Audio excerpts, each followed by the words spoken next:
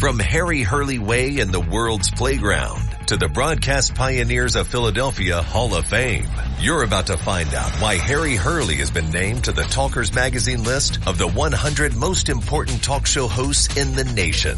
Live from the studios of Town Square Media in Northfield, it's Hurley in the Morning on WPG Talk Radio 95.5 and the WPG Talk Radio app.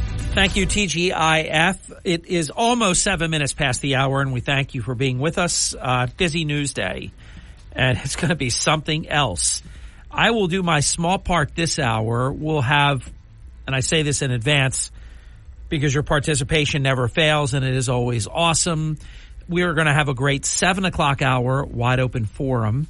New Jersey Senator Vince Palestina for the full 8 o'clock hour, and he may not know it yet, but he is prominent in an article that I filed about an hour and 15 minutes ago. So we'll bring that up, but a whole lot more beyond that. And then we will have Dateline Atlantic City Councilman at Large George Tibbett. And wow, I mean, what's going on in Atlantic City right now. If you're a listener to this program, all you are hearing is a validation of everything that we told you over the past couple of years was happening and would be happening. The legal issues that Marty and LaQuetta Small face are mounting, and they are serious, and some of it criminal, some of it should be criminal, and some of it very abusive to the taxpayers of Atlantic City. But again, elections have consequences, and you kind of get what you deserve. I hate to say it. It's not right. And many people don't deserve it. But you have a chance next year. You know, people are talking about recall. I'm not in favor, and I'm really having a lot of people, you know, pushing me about that.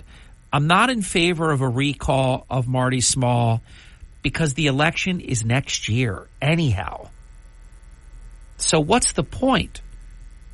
You go do the petitions, you get it out there, Small gets to run, woe is me, I'm a victim, look at me, and maybe beat the recall, and then the election is next year. Not good. Just let the people decide. Look, if this was 4 years away, 3 years away, absolutely, I would be in total favor of that. All right, I want to talk about a few national things. We're going to talk a lot of local issues, and especially the entire second half of today's program and whatever you bring up. So, I mean, it could be very, very dominant, and it really is our wheelhouse. We talk national, but at a level that has the impact in our daily lives. Joe Biden finally spoke, and he had to. He didn't want to, and he hadn't until now. And all of this has been going on for quite a while and is still going on. But Joe Biden finally spoke about these violent anti-Israel protests. And as usual, he didn't do anything except hurt himself. If he says something, it's bad. If he doesn't say something, it's bad. But you know, when you're wrong and wrong about everything, and you shouldn't even be in the position, you're an accident to begin with, it's not a surprise. It is what it is. And to my fellow allergy sufferers, wait until you walk outside today and see what you see. Oh, cars completely covered. You choke on it. You taste it. Eyes. My son, who really doesn't get them that bad, he was over yesterday and one of his eyes was completely itchy, swollen, beet red. It's terrible. I'm feeling it in my throat. My throat feels, affected by it all. Oh, for so many reasons, I wish I could make it about 7 weeks from now. Do all the good work that we have to get done and just make this be over. And then that's 7 weeks closer to November 5th. Have you noticed, and we've been pointing this out for the past 3.5 years, Joe Biden consistently attacks our allies. They formally called Israel genocidal. That's disgusting. Now Biden has called our ally Japan xenophobic. What's wrong with this lunatic? I'm not making it up. Joe Biden called Japan xenophobic at a Washington, D.C. fundraiser. He just had a state dinner touting the U.S.-Japan alliance. I want to say what is wrong with this man, but we know what's wrong. Wow. You know, one of the reasons why our economy is growing is because of you and many others. Why? Because we welcome immigrants. I mean, look at this crap that he's saying. He said, why is Japan having trouble and their economy stalling? Because they're xenophobic. Oh, really? They are? And they don't want immigrants. This is an official White House transcript that I'm telling you about. Hey, I didn't get to tell you this. This is rather stunning even by today's ridiculous standards. Joe Biden, this was a couple days old now, has made 246 documented mistakes this year, which is just a couple days over 4 months old. But not counting the first few days of May, 246 mistakes. Now, he's usually closed for business. Lid, the whole deal. I mean, if I go back to a few days ago, it would be about 121 days.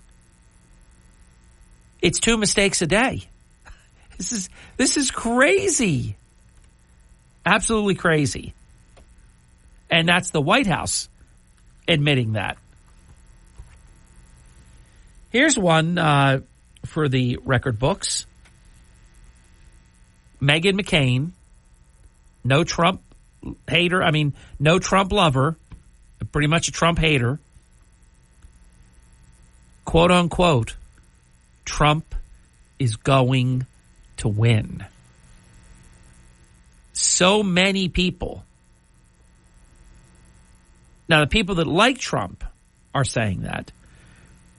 So many people that don't like Trump are saying that.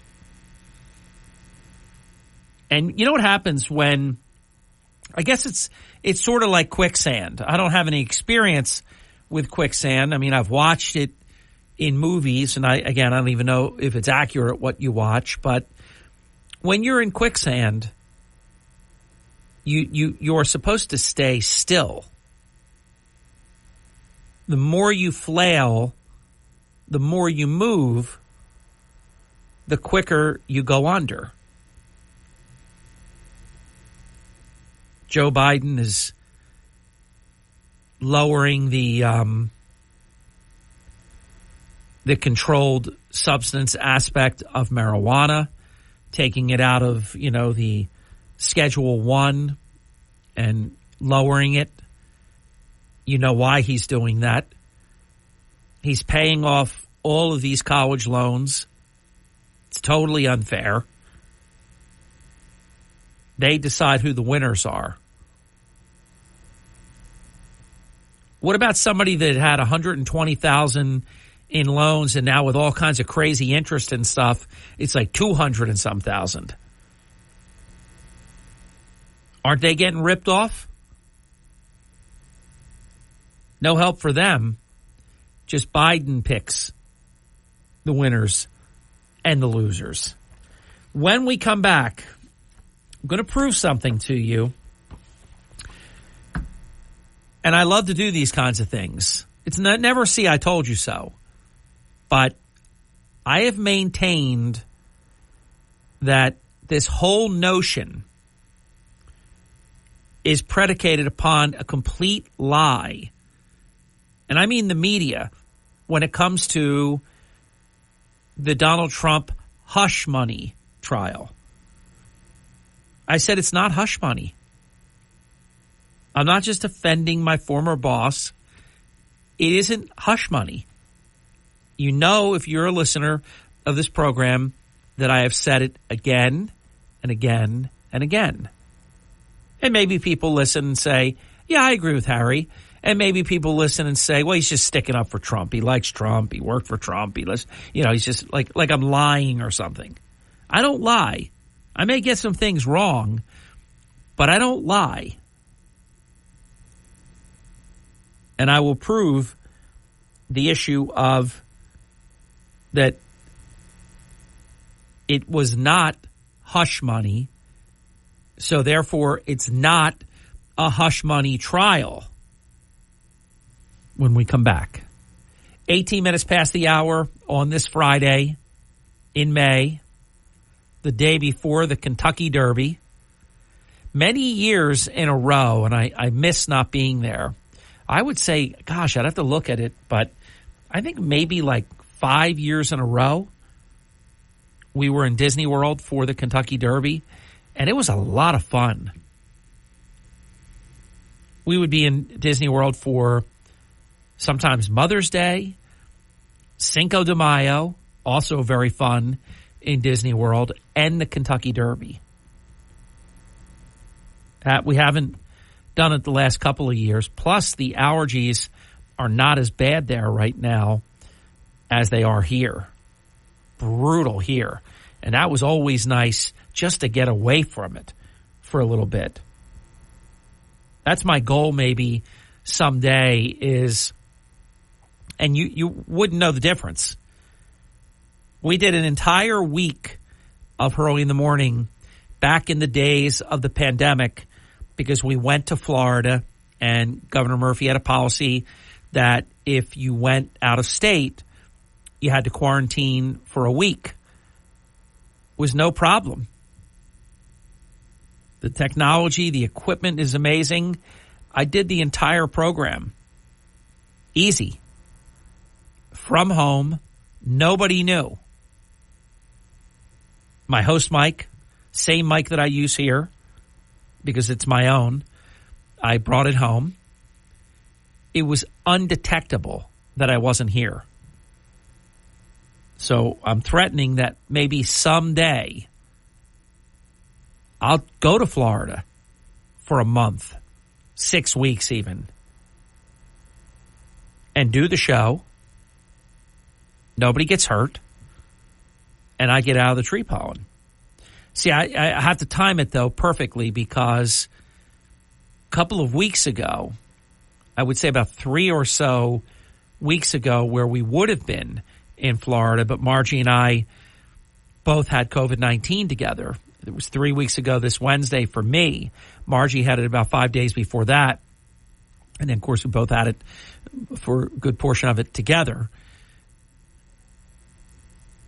The allergies, because we had Lauren and Andrew, other family members were there that we were supposed to be with, and the allergies were very bad. So it's good I wasn't there then. But I've been there many times during the first week of May. I don't remember having a problem because if you think about it, the tree pollen starts a lot earlier there. I'm good here as of around the 20th of June. So I think that equivalent is early May in Florida. Anyhow, that's just something, I think about things like how can I How can I improve things and not have to suffer? Because these 7 weeks from about April 1st until June 20th, it is no fun. And I know if you also deal with seasonal allergies, you know exactly what I'm talking about. We'll be back. Again, don't try this at home, please. Pretty please. In a world full of fake news, AI, and unverified information on social media, where can you get the latest, most accurate South Jersey news? WPG Talk Radio 95.5 and the WPG Talk Radio app. Don't wait for the newspaper to come in the mail. The WPG Talk Radio app is updated around the clock from New Jersey's largest radio news team. Accurate, dependable, reliable. When you need to know, it's WPG Talk Radio 95.5 and the WPG Talk Radio app. Fox News commentary. Middle schoolers stand up for girls' sports and get banned from future track meets for it. I'm Tommy Lahren. More next. The elites want more control through digital currencies in a cashless society. This is Stephen K. Bannon, and I believe gold is the answer to safeguard your wealth, especially if you own your gold inside of a gold IRA from Birch Gold Group. To learn more, get your free info kit on gold IRAs by texting SHELTER to 989898. Birch Gold is the only gold company I trust, so text SHELTER to the number 989898 to claim your free info kit today. Message and data rates may apply. If the leftists get their way, women's sports as we know them will be extinct in 10 years or less. Get this. When 5 brave girls from a West Virginia middle school's track and field team refused to compete against a bio male on puberty blockers and hormone therapy, they were banned from competing in future meets. Is this what it's come to? Young girls are now the ones being punished for standing up for their right to fair competition? It's like Title IX never happened. Even though the state of West Virginia bans bio males from playing on girls' teams, that recent federal appeals court ruling stands in the way. West Virginia AG Patrick Morrissey is fighting back, but the moral of the story is this. Girls are being sacrificed at the ultra woke at the hands of the very liberals who proclaim to be feminists. If this continues, just think how many young girls will have opportunities ripped out from underneath of them. What a joke. I'm Tommy Lahren. Hurley in the morning. WPG Talk Radio 95.5 and the WPG Talk Radio app. You're listening to Hurley in the Morning. It's a source I can trust. WPG Talk Radio 95.5. Thank you. Time is flying by. My gosh, I'm looking at the clock and I can't believe it. 27 minutes past the hour, and I have so much I want to share with you.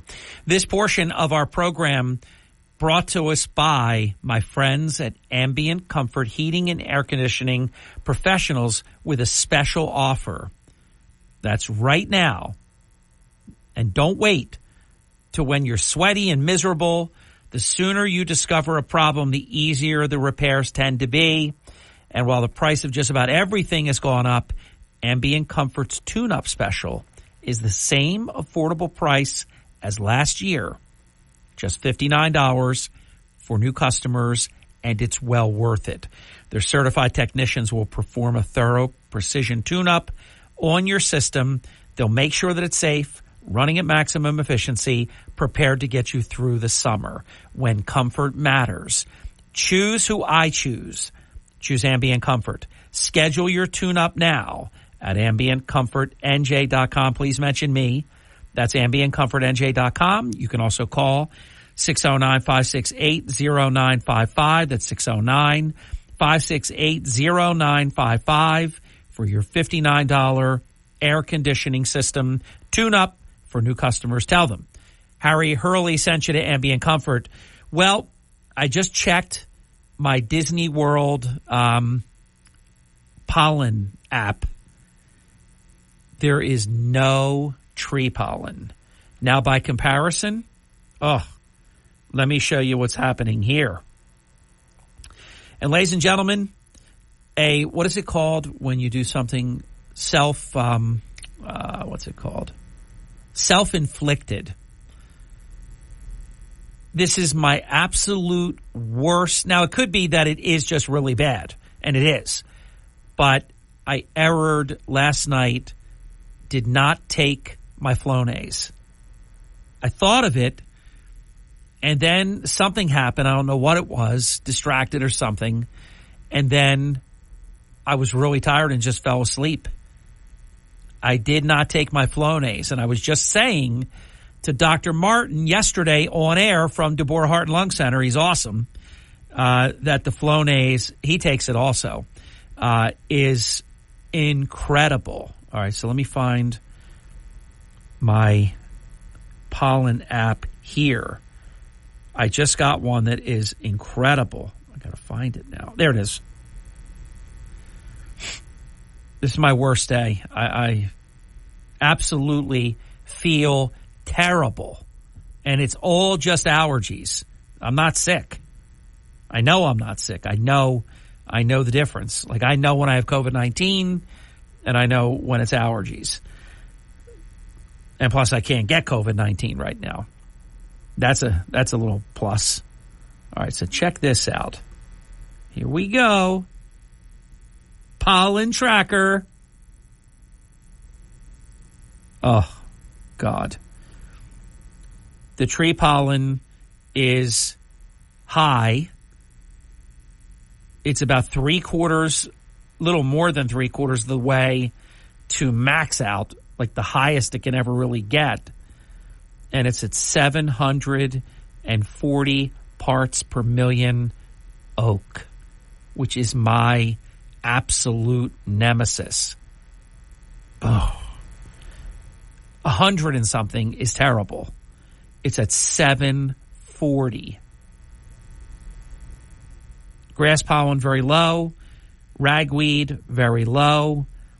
In Disney World, there is 0 tree pollen. I would be so pleasant there. Oh, and this is so unpleasant. And the grass pollen is very high in Disney World, and that really bothers some people, but not me. And the ragweed was, I think, either absent or it was very, very low. Tree pollen, though, none.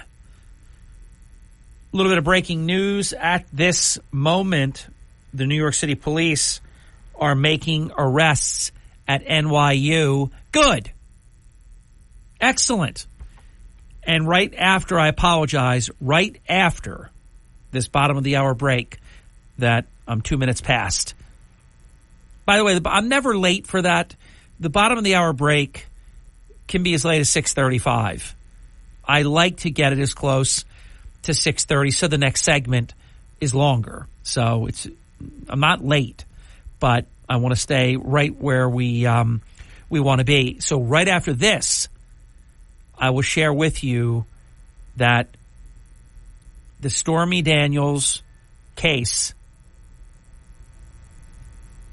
President Trump's current fake trial, is not hush money when we come back.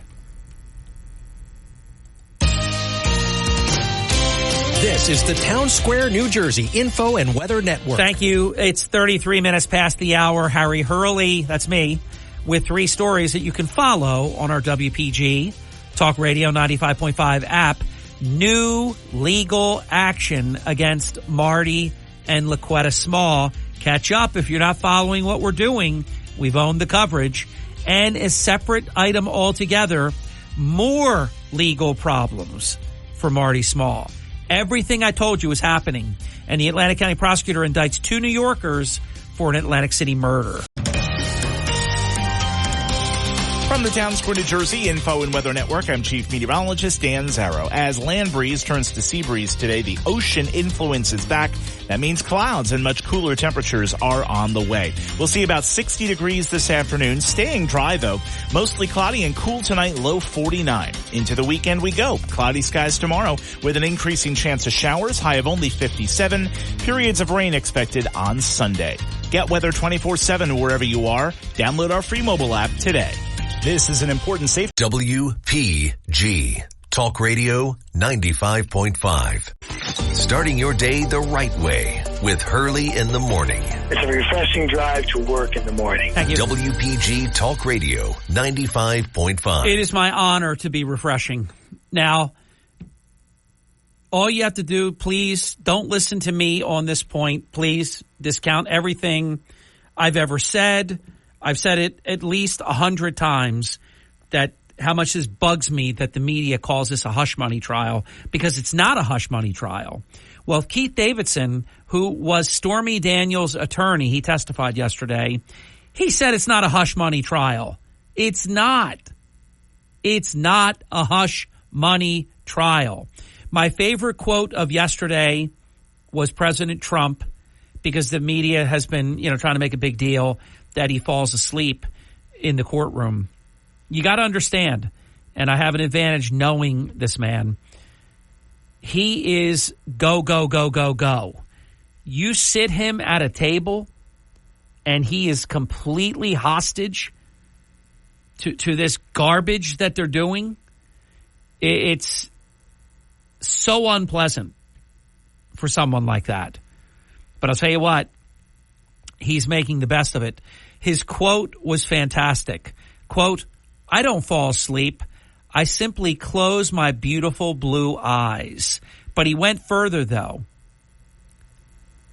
"I simply close my beautiful blue eyes, sometimes listen intensely and take it all in." I love that answer.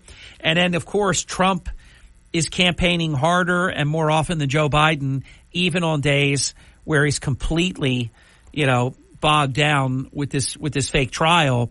Yesterday, for example, President Trump brought pizzas, boxes and boxes of pizza to New York City firefighters. President Trump was received like a rock star. The Democrats are so desperate right now. All right, fan mail from some flounder. I always try to respond as quick as I can to when you write me, and a guest listener wrote me, "Is it me, or with all of the changes to Title IX, are young girls being set up to live in a country where women are eventually treated as they are in Muslim countries? Asking for a friend." Okay, for your friend, here's my answer. Joe Biden and the radical Democrats have destroyed Title IX. I don't see that. I don't see the nexus to our women being treated like Muslim women. Because remember now, they have to stay completely covered. They can't go to school. They can't drive. They get beat up all the time, and worse, sexually assaulted and things like that. So I think you're way off base with that comparison. However, this I will say with utter comfort. Women are being wrecked. And it's one of those cognitive dissonance things. Jews voting for Democrats blows my mind, especially now. Women voting for Joe Biden, you have to be kidding me. And I understand some of it is abortion, and the Democrats, because they have nothing to run on, they have been very effective. It's a shame. God, I wish that decision never came out now. It's been so bad. It cost the House at least 24 Republicans. Cost the Senate. It is devastating. And Trump is handling that so beautifully. Don't get caught in that issue if you're running for anything.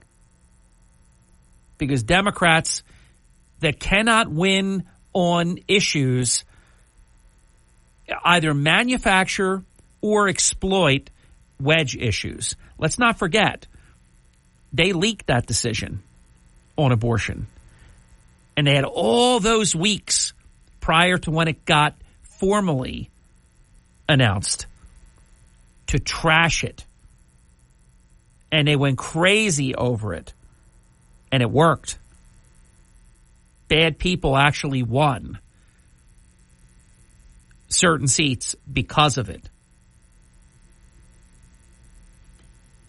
So much is going on. You know what I found rather interesting? And I can't stand the guy so I don't think about him very often. And after I say this, I'll forget about him again. Michael Cohen, one of his phones had 39,745 contacts on one phone. I know his nickname is the Fixer and all that. Let's see. I can easily tell you, like, I know how many photos I have. Let me see if it tells me at the bottom or something. If I go all the way to the end, does it tell you? Somewhere it probably does. Mine doesn't tell me. Now, I'm telling you, I don't even know. It is many, many hundreds and hundreds. And I think if I kept saying hundreds and hundreds, I would not be exaggerating. You know, maybe mine are I don't even know. I've just been flipping and I'm only to D. And I've been scrolling and scrolling and scrolling the whole time I've been talking to you. And I'm only on D. Oh, also, too, I don't know about you. I always like to tell you what I do. I list my contacts by the person's first name. So in my contacts, I don't have the last name filled in, because if you put the last name, then it drives that contact to the letter of the last name. So I put the first and the last name on the first line. And here's another little trick that I do. And I do it for about maybe, 15 or 20 people. So I put an A, and then I put the person's name, and that puts them at the top of my phone list. A little trick from your humble public servant, the mayor of the morning. It's really helpful. Now, you can also do favorite things and stuff like that, but I like that little trick. I don't know how I came up with it. I did invent it myself. If anybody else does it, then I didn't know you do it. Now, I will tell you, and it's not AJ Russo, but he's there too. Another AJ fits into my A scheme. So it's all my A and then like Margie, A, my children, A, Don, A, Karen. So if you make my A list, you're very, very special. A, Noah, and my son-in-laws too. So, little trick, but I mean, I don't even know. I thought it would tell you how many you have, but I don't see it. But I can tell you, I've been scrolling for about the last 20 seconds, and I'm only on B. So I have thousands, hundreds, whatever it is. But Michael Cohen had one phone device with 39,745 contacts. Hey, remember when we told you that what Joe Biden really is interested in, everything he says is a lie? You know, he talks about, economy, what my father used to say, just a little bit extra after the week, just a little extra. And he wants to help the middle class and build the economy, not from the top down, but from the bottom up and the middle out. I'll tell you, I want to throw up every time I say his garbage lines that suck. And I said, no, that's a lie. He's hiring more people at the IRS to stick it to you. You have to understand, there's not enough rich people to take the money that they want. They're coming after you. And there's just so many stupid people, not you, the stupid people. See, understand something. It's like, oh my God, I'm crazy. People that think they're crazy. No, a crazy person doesn't know they're crazy. Only a sane person thinks they're crazy. So just trust yourself on that. The next time you're overwhelmed and just things are too much and you can't take one more thing and you think, I'm going crazy. No, you're not. Because if you were, you wouldn't know it. The stupid people. He's not talking to me, is he? If you don't know, yeah, I'm talking to you. He's not talking to me because you know I'm not talking to you. The stupid people don't know. And they'll keep voting for these people that stick it to them. They put $80 billion in new funding that was directed, that was part of the bogus Inflation Reduction Act. What does that have to do with anything? What would giving the IRS $80 billion to harass hardworking taxpayers who are already paying too much? What does that have to do with inflation reduction? But that's the crap that I was trying to tell you at the time when the Democrats and unfortunately, Joe Manchin went for this garbage. A lot of this could have been stopped. But this $80 billion is directly targeted to do an extraordinary number of audits. Go look at a CBS article that is titled IRS Says Number of Audits About to Surge. Okay? Get ready. Get ready. November 5th. Can't come quick enough. We'll be back. Early in the morning. They stick to the facts. WPG Talk Radio 95.5.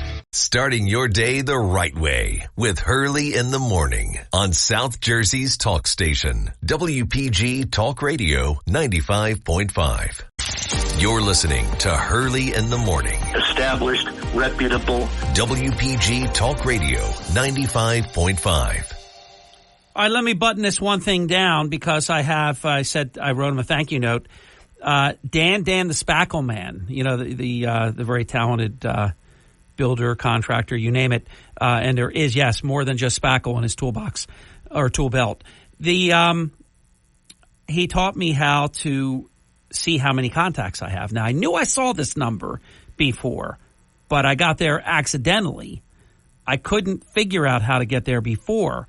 But if you go to your contacts and then you go to the top left-hand corner, it will say list. I think it's plural, lists. And if you click that, it will show you how many people you have in your phone contacts. Mine is 5,092. Oh, that's just insane. And if I didn't lose a phone a long time ago, it would even be more than that. It was a tragedy. Before there was the cloud, you're supposed to back it up, and I did not. Let me not do it with a contraction. Let me make it clear. I did not back my phone contacts up. And one day I'm minding my own business, and I don't carry my phone the way that I did then. They had these little clips, and you could clip it right onto your waistband of either, slacks, shorts, whatever you're wearing, and the phone used to click into that because you had a case around the phone, and it had a little thing on the back of the phone that clicked in. The problem is that would release once in a while when you didn't want it to. There was a little button that you would push down, and it was like one motion when you got good at it. You push the button down, lift the phone up, and it comes out that little clip. Well, I'm minding my own business, and I was walking on the pool deck at the Ponderosa, and all of a sudden, I heard this sort of, and then splash. I mean, the phone could have fell on the deck. It was just so unfortunate. It went into the pool. With my clothes on, I dove right in, got the phone, came up to the surface, raised it out of the water. I mean, I got it. And the phones today, you got a really good chance of not losing the phone. But it's not even as important today as it was then, because unless you don't like the cloud, and some people don't, all of your information is on the cloud. Thank God, because when my phone died a few years ago, it was an ordeal because I was leaving for Florida, but I got a new phone and spent a number of hours working it out because I couldn't. They wanted to text me a code to prove that I'm me, and I said, no, you can't text me. My phone is screen of death. The phone is gone. So you can't do that. And then they wouldn't let me prove on me. I don't want to get into that. But it's no problem today. I got the phone. I put it right up in Rice. I tried to do everything you're supposed to do. Lost the phone. And I don't remember every number I lost. I lost Jay Leno's number, which he gave to me and said, use it. And then I lost it. Stupid, I know, because it all should have been backed up. Even if you wrote down the numbers in a phone book or something, or if you backed it up on the computer, then it would have all been there.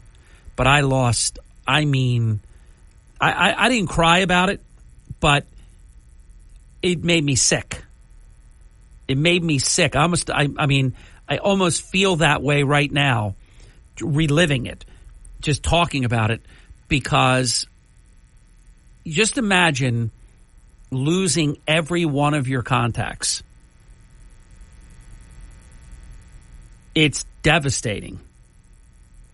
Then you got to recreate the best you can. And the other very unpleasant thing was people would call you, and you see this number, but you don't know who it is. See, one of the things you can't remember, if you have thousands of numbers, you can't remember them all. I used to be pretty good about remembering numbers, but now that we just push the name, you don't really think about numbers. I'm telling you, there are people that don't even know their own children's or spouse's cell phone number because all they do is push the button of their wife or their child. But it was so painful because I thought, oh my God, I had like A-list stars and so many impossible numbers to get. You got them over a period of years. You know what I have to think about? I just thought of something. I gave some away.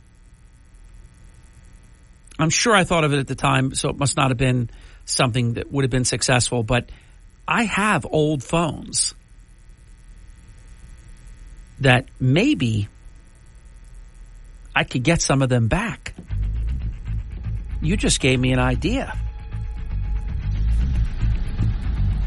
Well, that music says I've got to go for a few minutes. Here's my deal, my offer. Call me now, 609-407-1450, wide open forum, and we're just an hour away from the always listenable, very successful New Jersey Senator Vince Palestina. Looking forward to that, which always means it's a special day because it's also the first Friday of a new month. And then Atlantic City Councilman at Large George Tippett. But it is wide open forum for this entire hour, so please call me now at 609-407-1450 and do what you do so well, become the star of the show. I'll be your board op. 609-407-1450. Call me now. WPGG Atlantic City, WENJ HD3 Millville, a Town Square media station. Everything you need to know in 6 minutes starts now. Today. From Harry Hurley Way in the world's playground to the Broadcast Pioneers of Philadelphia Hall of Fame, you're about to find out why Harry Hurley has been named to the Talkers Magazine list of the 100 most important talk show hosts in the nation. Live from the studios of Town Square Media in Northfield, it's Hurley in the Morning on WPG Talk Radio 95.5 and the WPG Talk Radio app. All right, let's do this. And we're even back a couple of minutes early, 5 minutes past the hour, 609-407-1450. Wide open forum begins right now. Welcome to Hurley in the Morning. You're on the air. Good morning, Harry. Good morning, everyone. Happy Friday. Yes. Good morning to you. And it's nice that everyone can de-stress for 2 days, Saturday, Sunday, 2 days after working 5 days. Okay, so I'm on a mission. I've been, it's so upsetting. There are countries around the world that we know get 25, 30 vacation days per year. Mm-hmm. For instance, Italy, Germany, France, Libya, 30 days. Sweden, 25. Russia, 28. The average American worker is guaranteed 10 to 11 vacation days a year. Canada, 10 days a year. The longest vacation time in the world goes to Iran. 53 days, 26 vacation days, 27 paid holiday days, and you know that they're probably off on those holiday days because Iran is a very religious and strict, so, you know, they get their holidays off, I'm sure. So that's 50. Yeah, they get a whole lot more than that, though, I'll tell you. I'm sure. Yeah. Go ahead. And isn't this the country that Biden sent the $50 billion to? Am I wrong? Can you help me? No, you're not wrong. You don't need any help. You're correct. He has sent money to them like crazy. Biden sent money to Iran. They were broke as a joke then. They were broke as a joke after Trump ended the world's largest sponsor of terror. So why would you give them billions of dollars? Then they lie and say it can only be used for humanitarian purposes. Give me a break. Like Hamas, does humanitarian relief. It's ridiculous. I am in agreement with you. We're going in the wrong direction in terms of whether you call it PTO, personal time off. We should get more than we get. I agree with that. A colleague of mine, good friend too, posed the question last week, would you rather have a 20% increase in pay or a 4-day work week? Which would you take? 4-day work week. Yeah. There's something very appealing about a 4-day work week. Companies will tell you it's not efficient, but other companies will tell you that you get better productivity.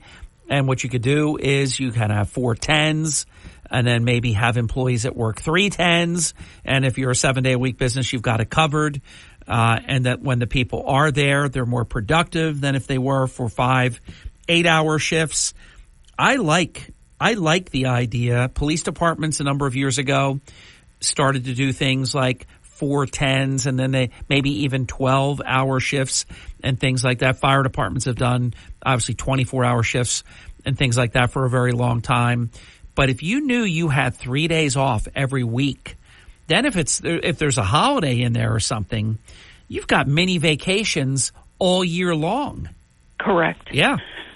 And you did say something, and I respect the police and firemen. It's just they've been getting 1 month vacation for the longest time. Well, I'm going to tell you what, though, and not just because, full disclosure, in case you don't know, I'm the identical twin brother of a career retired policeman. So, sometimes people think I just favor police because of that. No, I like what they do and how they protect and serve and that they put it on the line every day. And they are in a job, and a lot of other people could say it too, air traffic controllers and different other classifications. They're in a job where the stress level, if you follow how often police officers die very young and sometimes a very short while after they retire, some enjoy very long retirements, but that is not the norm. Well, that work should have a month like all these other countries. There are 25. Here's what I like. Tell me if you think this is reasonable. I like the idea of if you start day one, you get 2 weeks vacation first year. And I like the idea. I don't know exactly, I wasn't prepared to 3 weeks. Maybe after 5 years with the company or maybe a little more, whatever it is, you go to 4 weeks, something like that. So then you're rewarding loyalty and longevity. And anytime, anybody will tell you this, anytime you have employees, like I can tell when I go into a business, if it's long-serving employees that have been there for years, and you like a Tony's Baltimore Grill, you'll go see Karen in there. Karen, I think she is retiring, if I'm not mistaken. I might be wrong, but I think she is. Margie, let me know if that's a false memory, if that. I'm pretty sure that we talked to Karen. We saw Karen outside of Tony's. So I think she is retiring. But anyhow, she's been there 30-some years. No, I take that back. She was our waitress when Margie and I dated. We've been married 43 years this October 17th. She's been there over 43 years. I wrote an article about her. When you go into places where employees are there for years and decades, you know you have good management, you have good ownership. Hence, by contrast, you go into places that the turnover is all the time. That's typically bad ownership, bad management. So in other words, reward loyalty and longevity. And I promise any owner that's listening right now, it more than pays for itself. Because if you have that turnover, I'm not schooling you. I'm just saying what I know because I spent a long time in business and industry. Turnover is incredibly expensive for a company. I feel like if people had... Gentlelady, I'm so sorry. Your phone call has been degrading throughout our call, and now you're underwater. We're just hearing blah, blah, blah, blah, blah, blah, blah, blah. We can't hear you. Call me again sometime. But you raise a good point. That would be the way that I would do it. If I was a business owner, I would reward loyalty. I already did it. You know, I set records at NatWest Bank. We won the contests all the time. Anybody that's listening, that's our my former colleagues, you can confess to the world and say, Harry's not lying. We competed against Margate. We competed against Ventnor. We competed against all these different branches. I ran the Avsecan branch before I got promoted. We set records all the time. I put incentive programs in place. I brought my casino hotel operations experience that I learned so much from Chuck Malamut and modeled my career after what I learned from him. I will say this. I was better with employee incentives than Chuck. I think Chuck would admit that. But that's not a slight on Chuck. Chuck, had a lot of responsibility. He was in his 20s. He had a lot of responsibility. And Chuck wasn't warm and fuzzy. In fact, the other department heads used to ask me to ask Chuck because they were afraid to ask Chuck.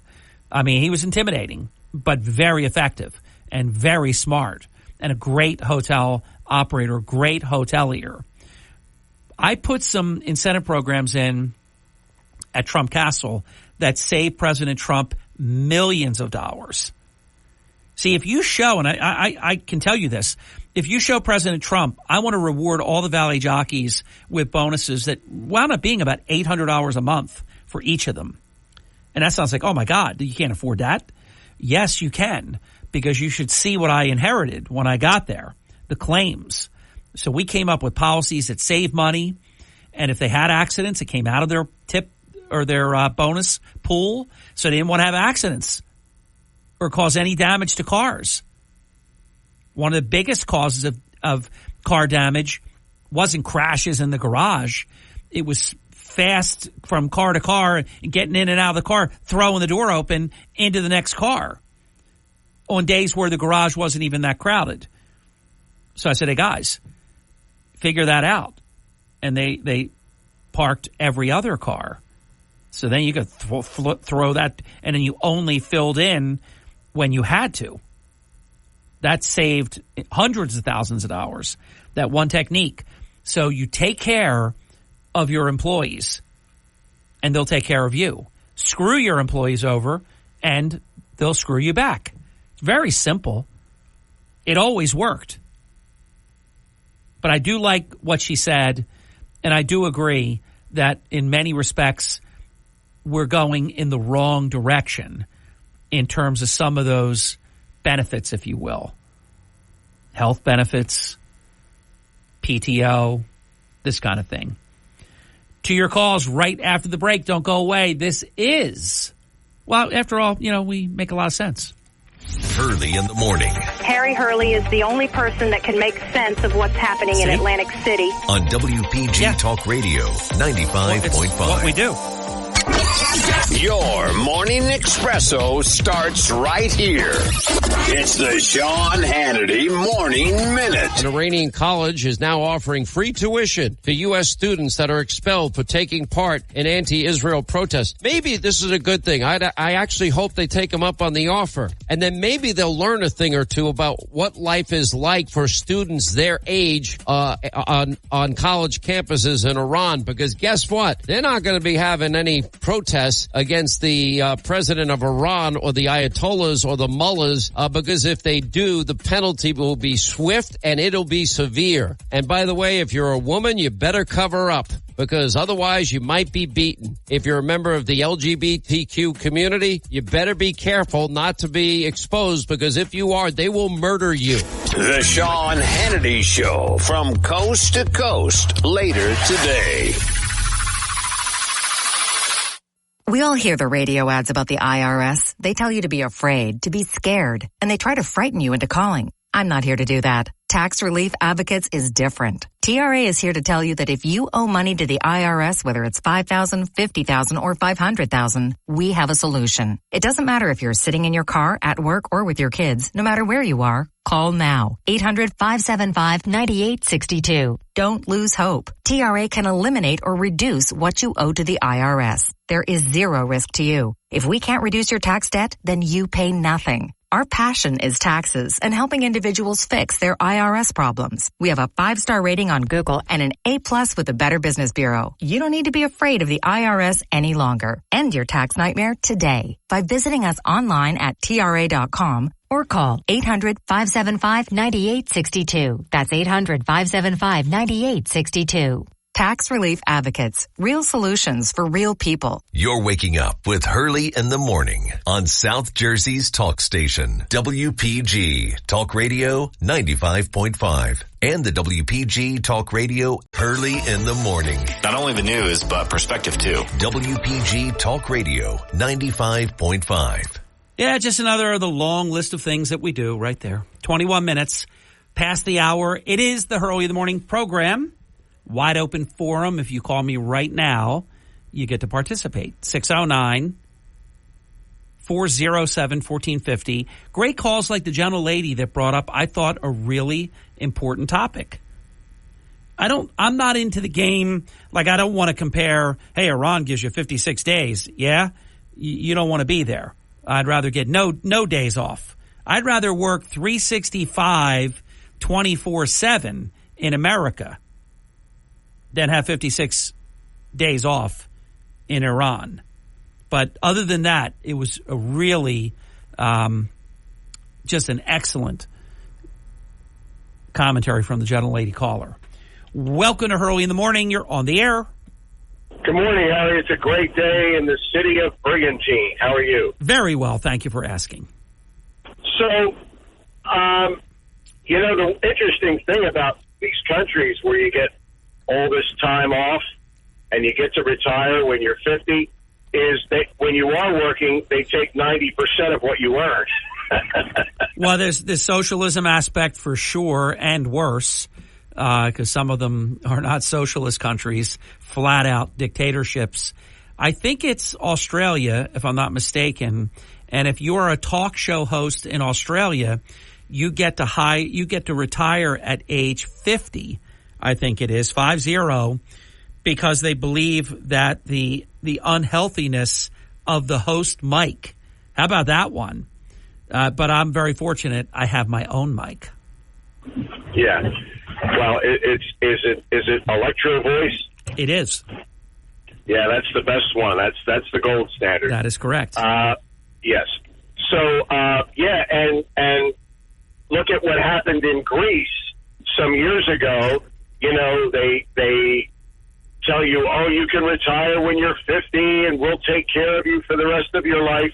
But then the government pissed away all the money and went broke, and they couldn't cut the checks and take care of the retirees. And they're at the buildings, the government buildings, with Molotov cocktails and protesting in the streets. Imagine your government tells you, we're going to take 90% of your pay your whole life. But you're going to retire at 50. You're not going to have to worry about health care. You're not going to have to worry about your retirement, we're going to take care of you. And then when you get there, they say, oops, we have no money, you're on your own. Imagine that. Yeah, that wouldn't be fun. Yeah, well, that's what happened in Greece. So, there's good and bad with these situations. I'd rather, I'll stick with my 2 weeks and keep most of what I earn.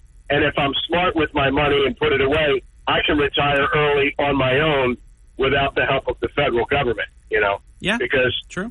I think it was attributed to Thomas Jefferson. A government that's big enough to give you everything you want is powerful enough to take away everything you have. So now on to this other situation. I'm the guy who sent you the text about. I'll fess up to it because I'm not embarrassed. This thing with Title IX. To me, you're taking away women's rights. You're taking away women's freedoms. You're taking away women's opportunities. And to me, that's what I see happening to women in Muslim countries. Or am I wrong?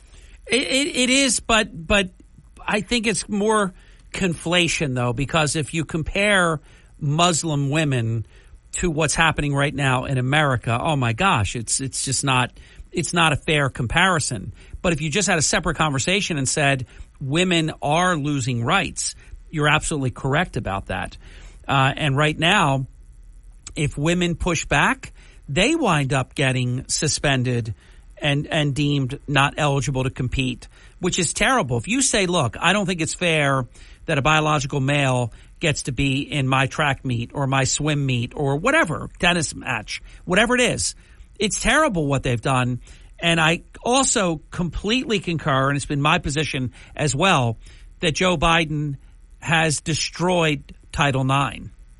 Okay, Harry. Well, let's do the natural progression of things, because just like you said, people used to get on you when you said that they were going to allow illegals to vote. Correct. And here we are. Okay? Yeah, sure. So look at the natural progression of things, the death by 1,000 cuts. So we now have a federal government, a president, pandering to the Muslim community, okay?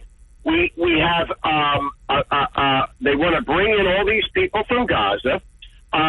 We have prisoners who want halal meals. Don't you see a time where, as things progress and they become a larger percentage of our population, I think the general consensus is that when any new population becomes between 10 and 15% of an existing population, you start to see changes. There are enough of them where they start making demands of the government, laws that cater to them, et cetera, et cetera. You see a situation where when there are enough of the population, where could you see a day where you have Muslim students on campus who are offended by the fact that the American women aren't wearing a hijab? They're offended by that, and they start demanding that the colleges make these girls wear hijabs. Can you see that happening down the road? Well, I think it's already happening, and I know that it's happened in this respect. And they've won actually in court decisions even, which is just ridiculous. How do you take like identification photo with your face covered? And that is now on driver's licenses. That's like a Three Stooges movie reel. I mean, how do you? Here I am. You got to be kidding me. I could be cousin it in there. What do you do? What are you saying? What are you doing? This is how insane it's getting. I'll go one better, Harry. And you can look this up. It happened some years ago. There was a case in North Jersey where a husband had raped his wife, and the judge ruled in favor of the husband because he said that in the Muslim community, this sort of thing is accepted. Now, it was overturned, but there may come a day where you get some radical judge who might be a radical Muslim judge who won't overturn it. And you have some of these radicals in our own government now.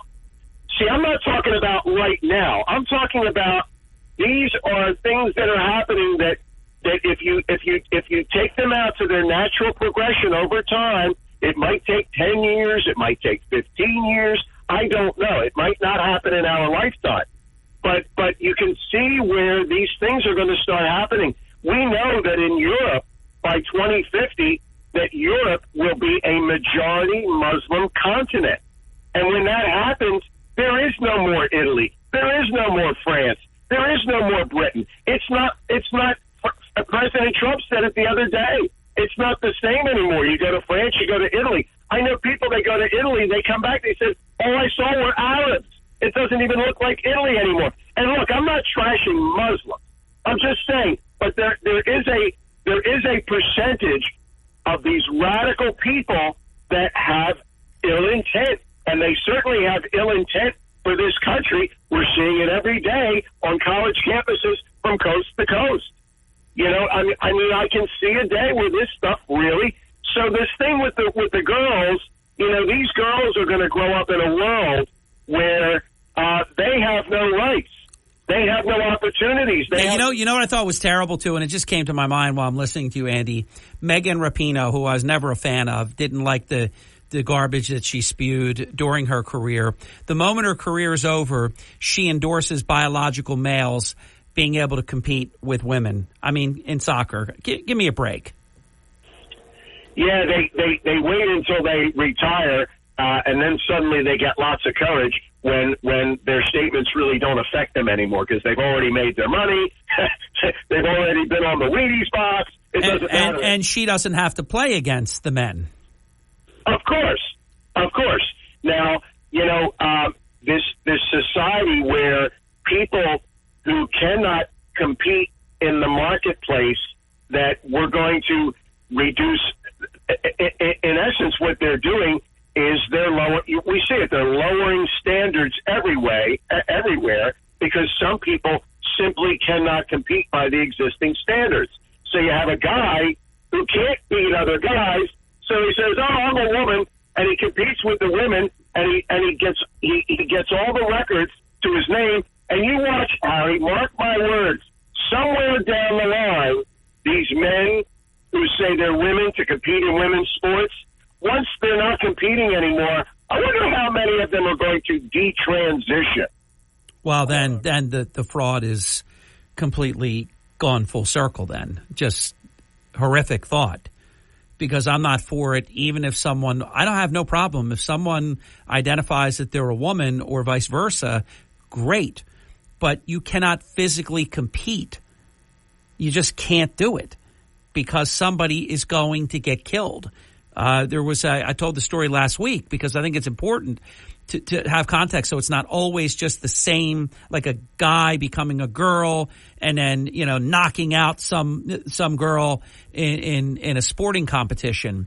There was a biological woman who transitioned to become a man and became a boxer and got knocked out in 24 seconds a few weeks ago because genetics. Got to run to the break, Andy. It's 33 minutes past the hour. When we come back, you'll be the next caller. Don't go away. It is Wide Open Forum, 609-407-1450 on the Hurley in the Morning program. This is the Town Square, New Jersey Info and Weather Network. Thank you very much, Harry Hurley, with 3 stories that you can follow on our WPG Talk Radio 95.5 app. New legal action against Marty and Laquetta Small. A lot of eyeballs have been on that since we filed it yesterday afternoon. Check it out. And this is not redundant. This is more legal problems for Marty Small that you don't know about until you read my article. And the Atlantic County prosecutor indicts 2 New Yorkers for an Atlantic. From the Town Square, New Jersey Info and Weather Network, I'm Chief Meteorologist Dan Zarrow. Most of New Jersey trending a full 20 degrees cooler than yesterday. No more 80s. We'll only be in the 60s at best this afternoon. I think around 60, in fact, with lots of clouds, staying dry today. And tonight, too, mostly cloudy, low 49. Tomorrow, cloudy and blah. High of only 57 with an increasing chance of showers from tomorrow midday through the afternoon. Get weather 24/7 wherever you are. Download our free mobile app today. WPG. Listen at home or in the office on your smart speaker. Just say, play WPG. You're waking up with Hurley in the morning. Brigantine. Mays Landing. EHT. Ocean City. WPG. Talk Radio 95.5. South Jersey's talk station. We are, and we thank you for making that possible. 38 minutes past the hour, wide open forum, 609-407-1450. Your Senator Vince Palestina, 28 minutes away. That's not to be missed. And Dateline Atlantic City with Atlantic City Councilman at Large George Tibbett. Just since last week, there's got to be at least 3 major developments involving the embattled mayor of Atlantic City and also the embattled spouse, the superintendent of public schools, which I believe the board did not take any action last night again. It's incredible. How this is allowed to continue is beyond me. I hope people understand how much money the Smalls are going to cost you, not only now, but for years to come. It is going to be brutal because the things that are going on right now that are completely indefensible. I can only imagine the line of Board of Education people that have been screwed over are just going to be lining up with what they're doing and not doing over there right now. 609-407-1450, an open phone line. Welcome to Hurley in the Morning. You're on the air. Caller, go right ahead. Try it again. We always give a second chance. Maybe I hit the button bad and it didn't connect properly. Caller, are you there now? All right, I got to say goodbye to you. Sorry. Call me back. If you could hear me, I can promise you I couldn't hear you, and I know the listeners could not hear you. 609-407-1450, an open phone line. Welcome to Hurley in the Morning. You're on the air. Hi, thanks for taking my phone call, Harry. My pleasure. So there's a couple issues. Like, did you see that story about Britney Spears? I guess she had an issue where she had another meltdown or something where she was in the lobby with her shorts up in... Yeah, she was just wearing shorts and wrapped in a blanket with her... I don't even know if it's her boyfriend, but on again, off again boyfriend. She denies all of it and says that she injured her. I think she said she injured her knee and that paramedics came and, you know, she says she's a victim here. But it certainly does seem like she's a troubled young woman. Yeah, I mean, I feel bad for her father because it seemed like he was trying to help her, and I guess she, had issues with that. Yeah, I'm going to say I don't think he was a good actor in this either. She needs help, but there was a lot about that I don't remember because I don't want to be crass. It's not that important to me, and I can't remember everything, but I did a lot of reading about the father, and there were a lot of things about all of that arrangement didn't seem great either. I was on team, Free Britney. But I think there is obviously some emotional issues there, it seems. Well, I mean, my opinion, it just seems like, and I'm just seeing it from the outside, I mean, she seems to be going with the help. I mean, I think that she's dating this housekeeper supposedly. Before it was a pool guy, then it was a security guard. Maybe you need to go outside your circle of people that work for you and try to meet somebody else. You know what I mean? Yeah. I mean, look, she probably has emotional problems. So, it's tough to expect someone to do different than what you see them do. She seems to be pretty consistent about her behavior. The only thing I was going to tell you was, I don't know about you, but I was always not all the time, but Marjorie Taylor Greene, sometimes she came up with some good stuff. I don't agree with her this time trying to blow up the House Speaker. And terrible. I don't think it's a good move before the election, Harry. I think it's a bad move. I couldn't agree with you more. It's awful. And they got by the end of the year, it's my understanding from a couple friends of mine in Congress that rule is going to be gone. You cannot have just one whack job have this amount of power. It's too much. So I'm not in favor of that. It would be disastrous. And I'm telling you, the Republicans, because their margin is so small, again, it was the abortion issue, or we wouldn't be talking about any of this. Kevin McCarthy, who was a very good speaker, a very successful speaker, would still be speaker, and Republicans would be poised for a great re-election this November 5th, I think there's a very good chance Democrats may win the House. Oh, yeah. No, I agree. It's like here's my expectation. Trump wins the presidency. The Senate flips back to Republicans, which I have to be honest with you. If you told me you could only have one house, you think up front you want the people's house because all spending measures originate in the House and is obviously very important. And I would normally say that. However, because of the way that Democrats have weaponized our government, I think if you could only have one, I got to go with the Senate. Because that's where nominees to the Supreme Court would happen. That's how you confirm people, this kind of thing and that. So if you can't have them all, I would take the Senate and the presidency. But this should be a lock for the triple, Lindy there. Win them all. But Republicans are very close. It's only a couple of knuckleheads. Most of them are great, but they're close to blowing it. Well, and I don't know if you saw the interview the other night with Hannity and Kristi Noem. No, I didn't. I saw Kennedy, but I didn't see Kristi Noem lately. Well, I mean, I agree with you. By the way, she shot 3 horses. She's doubling down on her shooting activities. She didn't just let that dog thing, go away. Oh, and I shot 3 horses last week. I'm a little over Kristi Noem at the moment. In fact, my brother now spells her name Gnome, like a garden gnome. Well, I mean, in my little thing, Harry, I'm all about the Second Amendment and gun rights and all that. It's great. But I don't know what her whole angle is because, okay, well, yeah, I'm a tough woman. No, it doesn't make you tough for killing a dog. I mean, I understand the dog was a problem, but there's other ways to go about it. You could have brought it to the vet, let the vet done it instead of bringing in a gravel pit. That's the only problem I had, you know what I mean? Or you handle it through, like, their Board of Health. They got to have something like that, animal control. I mean, it's all different names.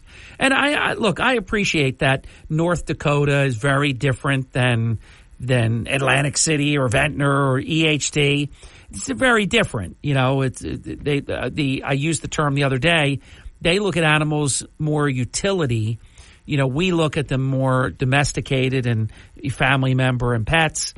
So it really rubs, people that think the way that we do the wrong way when you're hearing about somebody, taking a dog to a gravel pit, 14-month-old dog and killing it. She should have had animal control say, look, this dog has bit people. It's killed chickens. This dog is uncorrigible. It's untrainable. And right, she could have handled it the right way, but evidently there you wear your spurs and your chaps and, you kill horses and you kill dogs. I got to go. We'll talk again. See ya. Don't hang up. More right after the break on the Hurley in the Morning program.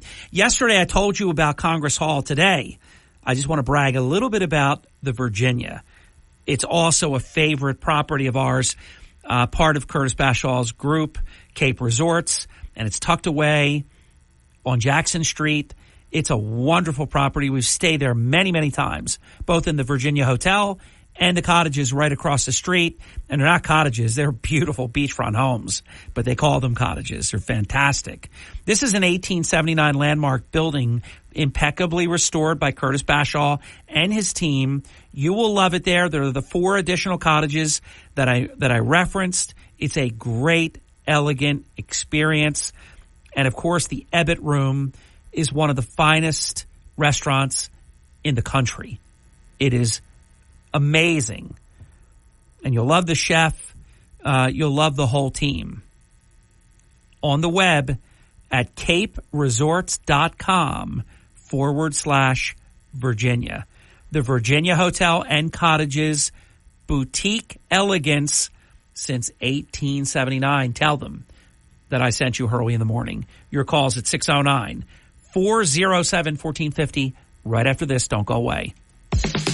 The WPG Talk Radio app is everything South Jersey on your phone and in your car through Apple CarPlay and Android Auto. Local news, weather, and information updated around the clock from New Jersey's largest radio news team. Easy access to WPG podcasts and more. Powered by Smokers Haven. You'll find the finest selection of cigars at any of their 5 locations. Stop in and let them help you find the perfect cigar to pair with your life. Visit SmokersHavenNJ.com.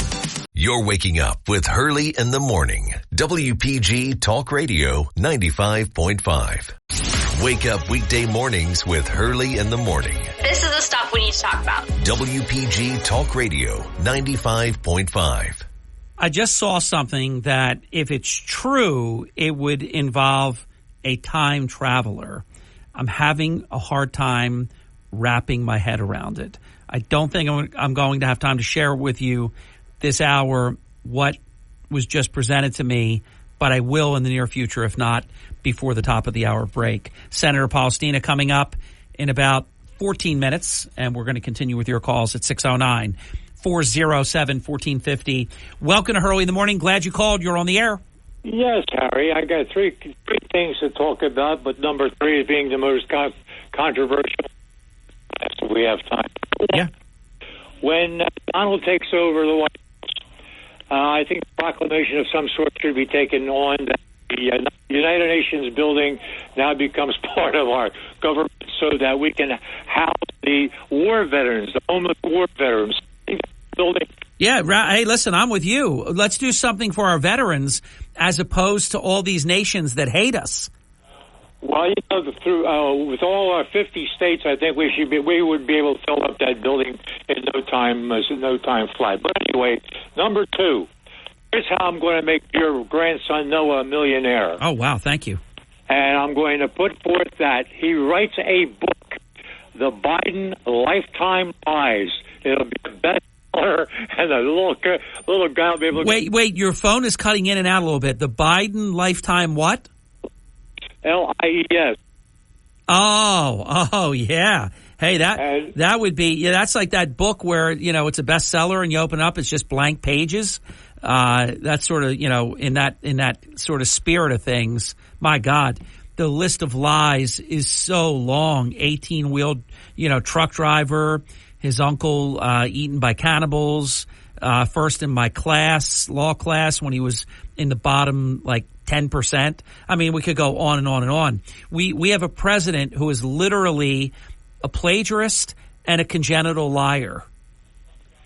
I believe the print should be just a little bit bigger for the so-called Democrats that are still out there that can read. I don't know how many there are. Anyway, to put forth the truth about this guy and all his so-called experiences. Now, number 3. If we got time, I want to talk about your favorite subject, Kristi Noem, and I'm going to follow that with our girl, Sarah Palin. Okay, go. Now, Sarah Palin went out there and killed that last moose that was only 14 months old for the antlers. Oh, yeah. I mean, that's open to criticism. All the people that hate Donald Trump Jr. because he's a hunter and, you know, and all these things. I just don't like what Kristi Noem did, how she did it, and how she's explaining it. She's failing at every turn. Well, you seem to be obsessed with her, don't you, Harry? I mean, I think that's a ridiculous comment that you just made, because all I have ever done is say that she's on a short list for VP. I really like the job she does as governor. I hardly ever mention her. The only time I started mentioning her with any amount of volume, you know, you're a very smart man, and you've completely misrepresented me, which is unusual for you. Completely unfair comment. I'm really good at taking criticism, but that was absolute just nonsense, what you just said. How am I obsessed with Kristi Noem? Harry, you know... No, seriously, back that up. It was just a joke, Harry. Well, it didn't sound like it. I take humor very well. It sounded like you're trying to make me like some head case. I'm obsessed with Kristi Noem, which is absolutely not true at all. I don't want her to be the VP. I care that she did what she did only because I think it's wrong. And if it's a joke, all right, let's just take it as a joke. But let me get Craig in. I've got to go. We'll talk again. And thanks for the call. Appreciate it. If I misrepresented or mistaken how you said what you said, I apologize. Craig, lay it on us, baby. Well, let's see here. First, I just want to say congratulations. For what? Number 25 talk. Oh. Right. The first time I've been on since then. And you went out sick on us, so we couldn't. Well, I got it on the day that I tested positive for COVID-19. It was a very happy day on both accounts. We should call it COVID Fauci, but anyway. Harry, when you really think about it, you've been delivering the news since you were a kid there on your bicycle with the newspaper. Oh, yeah, I've worked for a long time. Yeah, and it was early in the morning, too, right? Yes. Yeah, because you did get a paper back then 2 times a day, for some papers. Well, yeah, if it was and I helped my older brother a little bit. It was his route, but the Bulletin had what was called the Bulldog edition. Oh, yeah. And that was the afternoon one. So you had the morning newspaper. You can see the difference between when we were children. Newspapers were relevant. People liked getting them. People wanted to learn what was happening. They're so irrelevant now that you can't even have one, let alone have a morning edition and a Bulldog edition. Yeah. I want to talk about a couple things, 2 things real quick, and then I heard that time travel thing statement that you made there, so I want to touch on that a little bit. I think I might know what you're talking about. But first, I want to just say that Biden's doing so well running the economy that 63% of small businesses had a struggle making their rent. Oh, it's terrible. Can you imagine that? Yeah, I can imagine. It's a terrible time. Yeah. And there's no good options because the rent keeps people in a position where they'll never be able to buy, and the rents are so high, and the costs right now to own are just not surmountable for many people. Biden has presided over a horrific time in America. If you already have your home, you're very fortunate. The inflation, the cost for doing business in every respect, auto insurance, gasoline, food prices, I mean, all energy. It is inconceivable to me that unless they cheat, there is no way that the American people want 4 more years of this, Craig. Harry, stop it unless they cheat. We know they're going to cheat. Well, I don't know that they can cheat enough. They barely got it done last time. Yeah, but they didn't. We got another 10 million people, and he's flying them in, and then he wants to bring in the people from Palestine. I want to talk about that Aberdeen there. That my girl. Well, you Aberdeen, got 20 seconds. Go. All right, Aberdeen. She's involved with the colleges, and then I want to talk to you. So when you say Aberdeen, you're talking about Uma Abedin, Hillary Clinton's pal?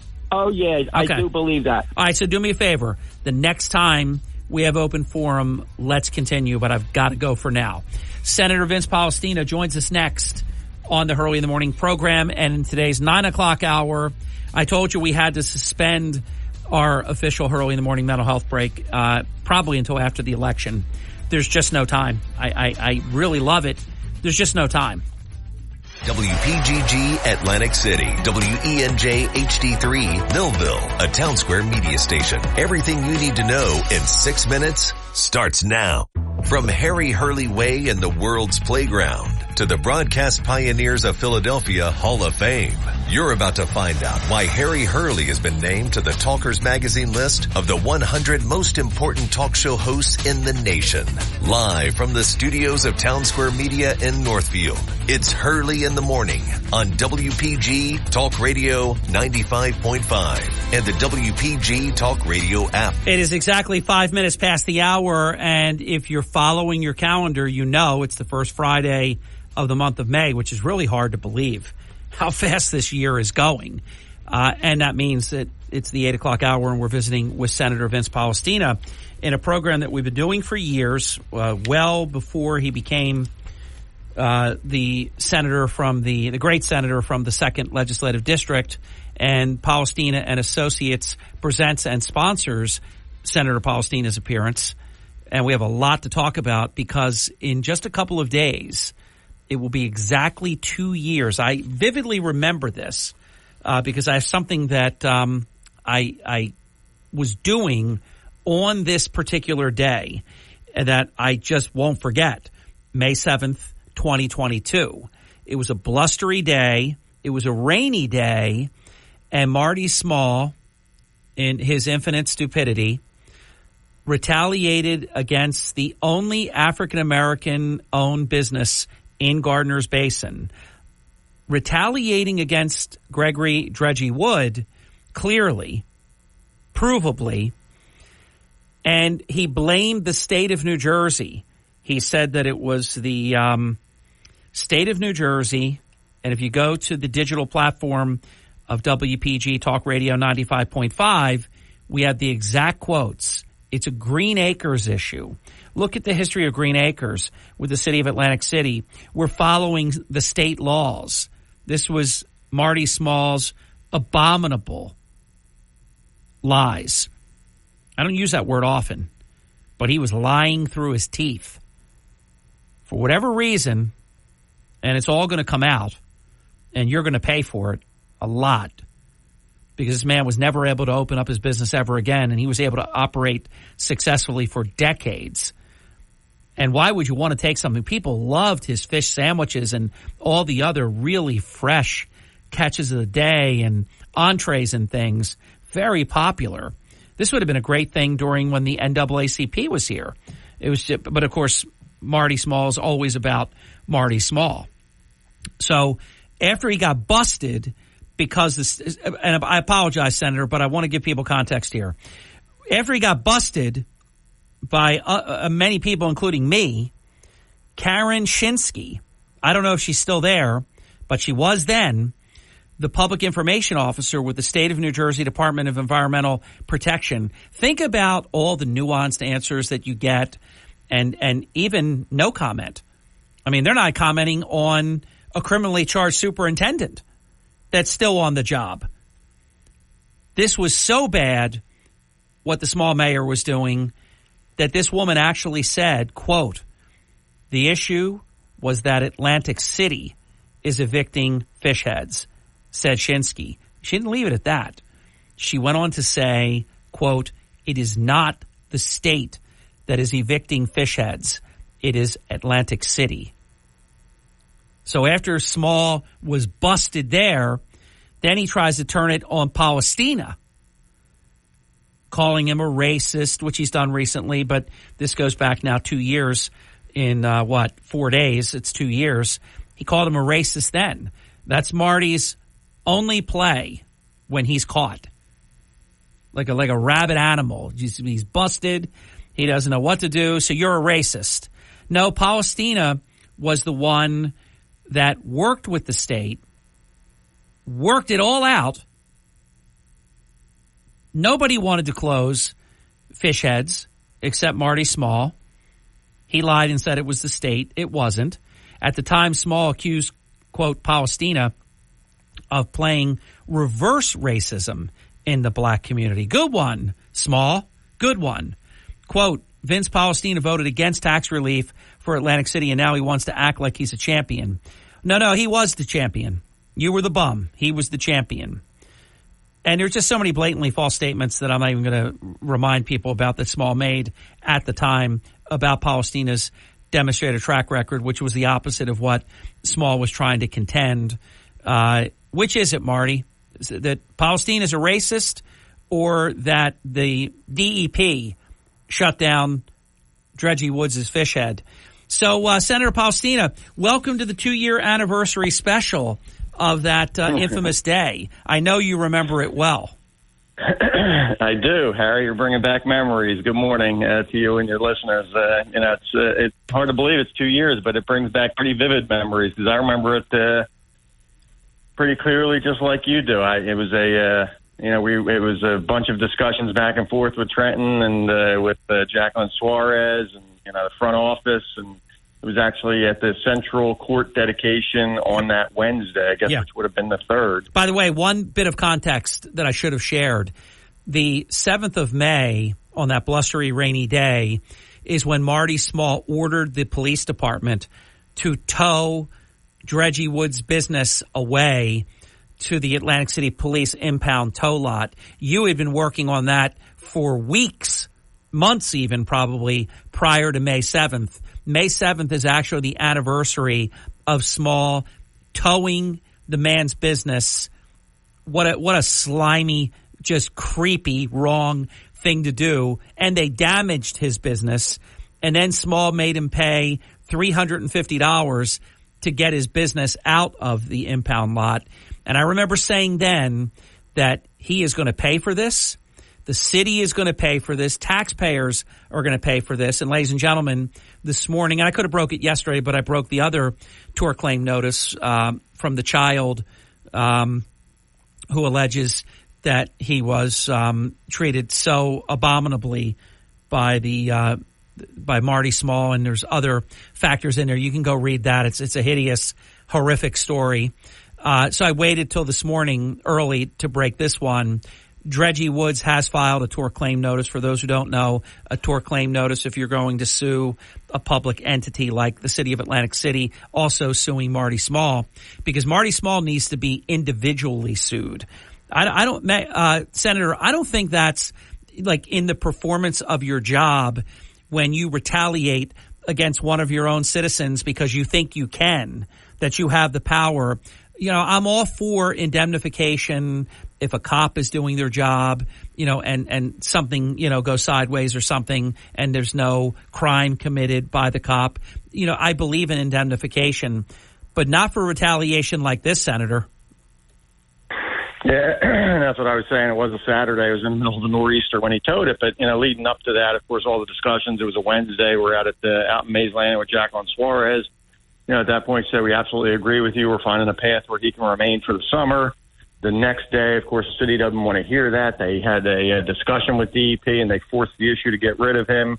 You know, Friday, continuing talking to the front office, and, of course, Saturday, and he probably did it because he knew which way it would go, which is probably the Dredgy would be able to operate that summer. Of course, in the middle of a nor'easter, you know, he went on a Saturday and towed the thing. I think probably because he knew at that point that, you know, the state was agreeing with us that he should be able to remain in Gardner's Basin. It was not going to have any impact. There was no issue.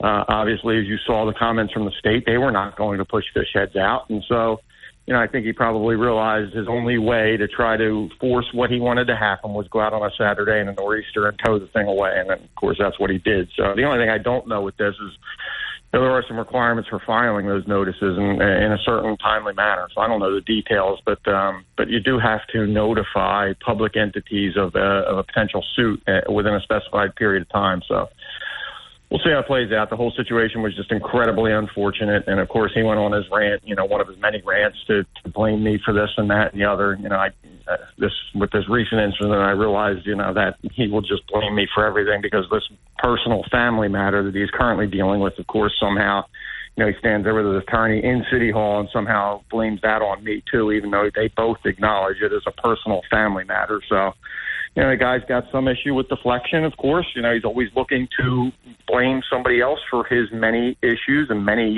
challenges that we're facing in the city of Atlantic City. It's unfortunate, but, you know, it's the reality of the world we're living in right now. And so you just got to figure out how you can get things done with the understanding that you're not going to get support from the local government in Atlantic City. And that's just the reality of what we're facing right now. Which should be unacceptable.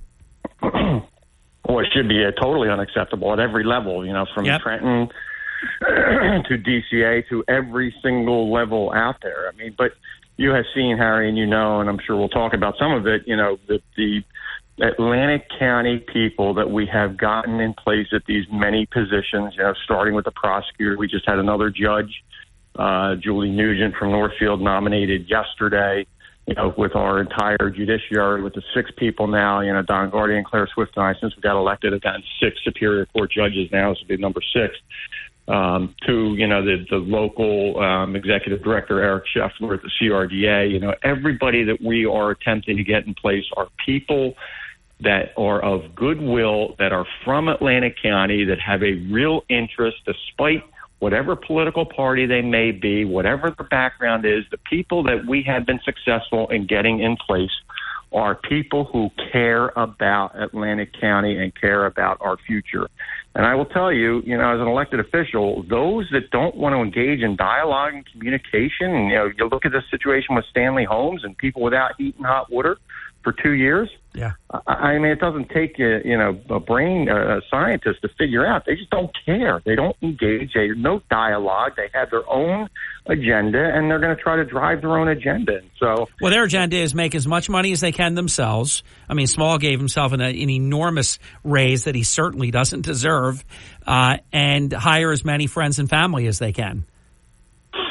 Well, he's certainly got whatever agenda he's got in his mind. I mean, he can speak for himself, but clearly it is not an agenda that is, beneficial to that city or to that region. There's no question whatsoever that the best thing for the people of Atlantic City, the best thing for the people of this region is for everyone, despite political party, to work together. And you just don't get that out of Atlantic City, unfortunately. You get little response from City Hall when you're trying to deal with issues. Of course, you get, elected officials. You ask them to meet on January 11th. We sit here now May 3rd, still crickets. You hear nothing. They just, and Stanley Homes, if you had said to me as an engineer they have no heat or hot water, go get it fixed, I would have had it fixed. It would be done. And they spent millions for it to still not work.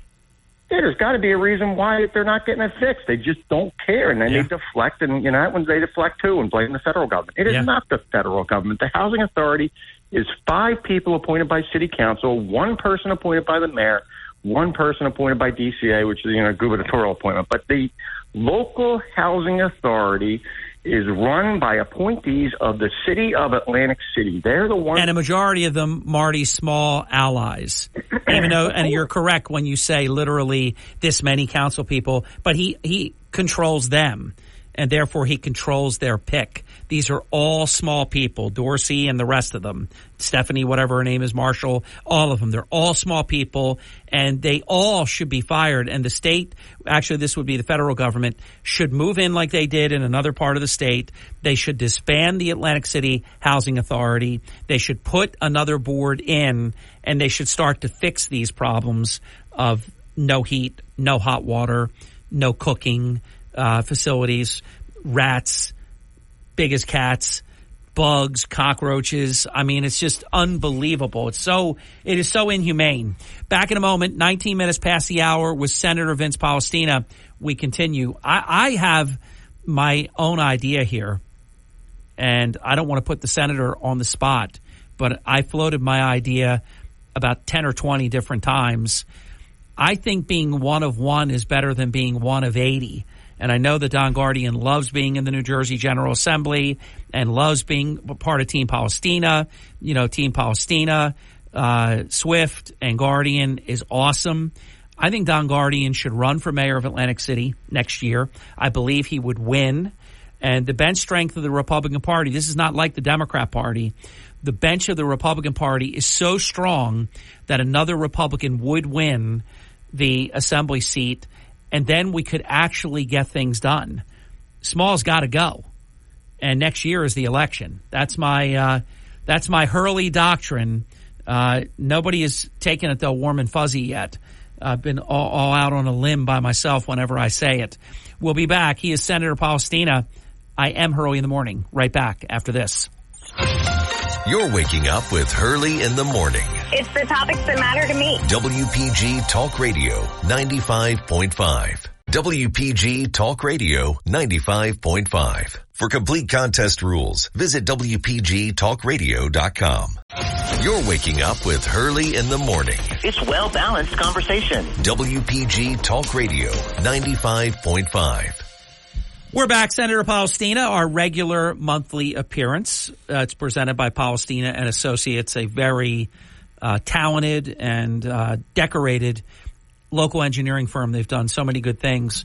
I bet you Palestina Associates, the senator said it very modestly, there wouldn't be no heat, no hot water, and all of that going on for 2 years. Imagine if they said, here you go, Senator, Palestina Associates has, I forget how many millions of dollars they've thrown at it. Take it away. and we want to have the HVAC work again. We want to have hot water again. I don't think it would have taken you more than 2 years to accomplish that, Senator. I'm just floating that theory. No doubt. If you said go get it fixed, we would have had it fixed, and people would have heat and hot water again. It's amazing to me that rather than getting people basic necessities of life in a housing complex in your city, instead they're spending over $500,000 for that purchasing agent from Linden or wherever they're from to buy pens and paper for the authority, which again, you could very easily do a shared service with the city of Atlantic City for the purchasing agent. The city has a purchasing agent. There's no need to spend $500,000 for somebody to authorize buying pens and paper and whatever. And by the way, they pay that extra $500,000. It's a little more than $500,000. It's like $6 something, I think. They pay that on top of when they were paying somebody over $100,000 a year to be the purchasing agent. How do you like that redundancy? It's unbelievable. And they could very easily, you could do a shared service with the city of Atlantic City for the city's purchasing agent to oversee the authority. But they just don't. They have no interest in actually seeing solutions. They just want to perpetuate these problems and these challenges. And, I guess. And I know you didn't buy into it when I said it, but I can back it up is why I say it. They want to pay their family members and friends. So why would they want to be efficient and do shared services a la Palestina when they can pay somebody over $100,000 a year and then offer the contractor more than $500,000 a year to do all the purchasing? So this is their plan. And I mean, whether it's hiring the criminals or hiring their friends and family, it has been, I've covered this for 32 years, as you know, Senator. It's the most abusive administration that I have ever witnessed.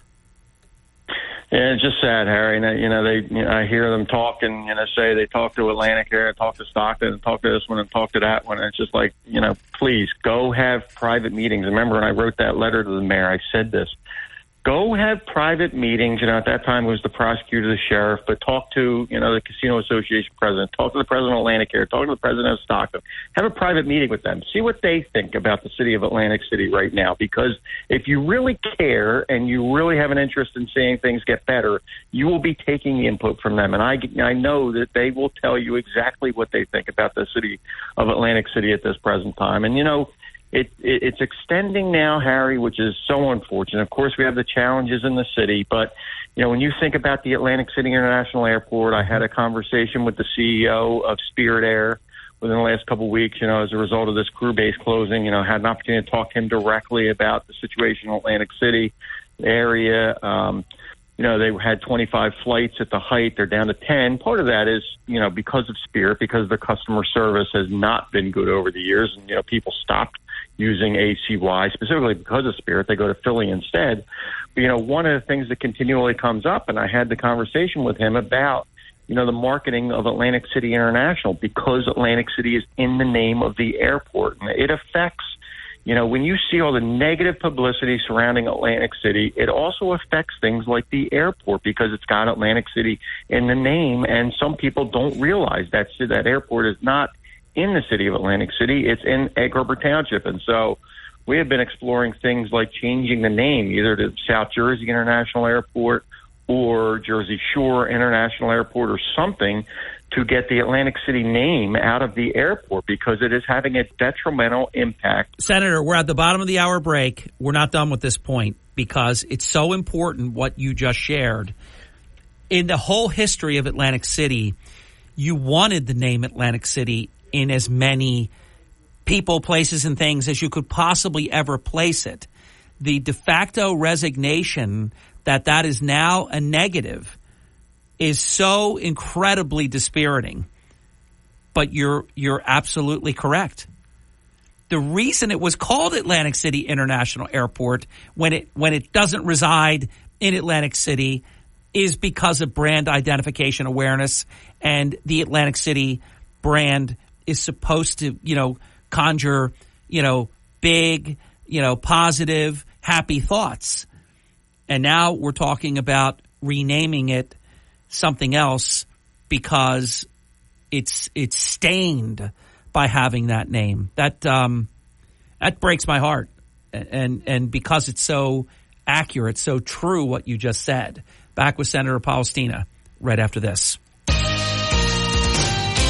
This is the Town Square, New Jersey Info and Weather Network. It is exactly 30 minutes past the hour with Senator Vince Palestina. I am Harry Hurley with 3 stories that you can follow on our WPG Talk Radio 95.5 app.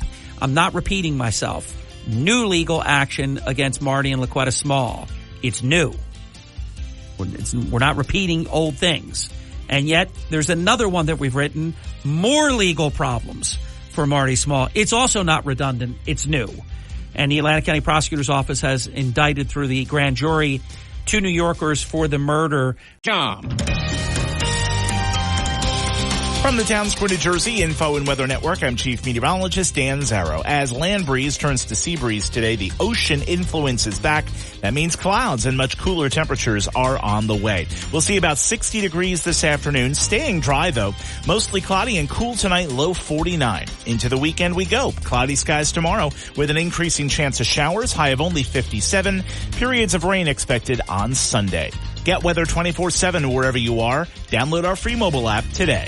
This is an important safety. You're listening to Hurley in the Morning on South Jersey's talk station, WPG Talk Radio 95.5 and the WPG Talk Radio app.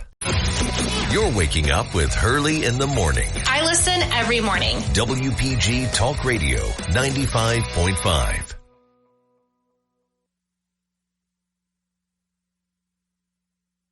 Welcome back. Sorry about that couple of seconds there. A little dead air. That's host error. It's 36 minutes past the hour. Visiting with Senator Vince Palestina. It is the Hurley in the Morning program. Just a closing comment on I made a quick comment after you had said what you said. That this should be a call to arms. I mean, a really important tipping point moment when you can accurately state that the airport having the name Atlantic City is a turnoff, a drag, bad for business, hyper negative, all these different ways we could describe it. That's a real problem, Senator. And unfortunately it is, Harry. And, it was Atlantic City because, back when gaming started and you had all the growth and all the opportunity and all the excitement, it made sense to associate it with Atlantic City. But, unfortunately, as Atlantic City has dealt with its challenges with competition, challenges with the economy, challenges with a dysfunctional local government, and unfortunately now is just viewed as a negative by many people, including like national developers, people who would come here and invest, hundreds of millions of dollars around the airport. Of course, as you know, Amazon was looking at property, around the airport over the last couple of years, and not related to the Atlantic City issue, just related to the overall economy. They pulled the plug, but there are national developers looking at development around the airport concerned when they see investigations, with the FBI and the AG into the South Jersey Transportation Authority. And we got another Inquirer article, this week kind of detailing some of the emails related to that investigation. So you got an investigation now into the entity running the airport. You got the, all the negativity surrounding Atlantic City.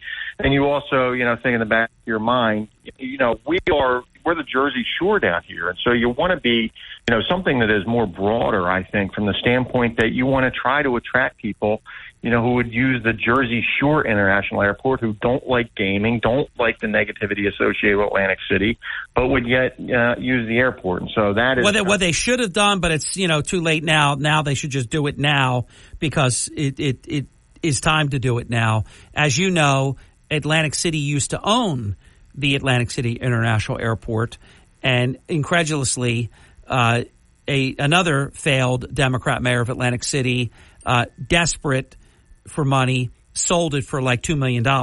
Some joke. So it was Atlantic City International Airport, or Atlantic City Airport before I think it was Atlantic City International Airport, because Atlantic City owned it.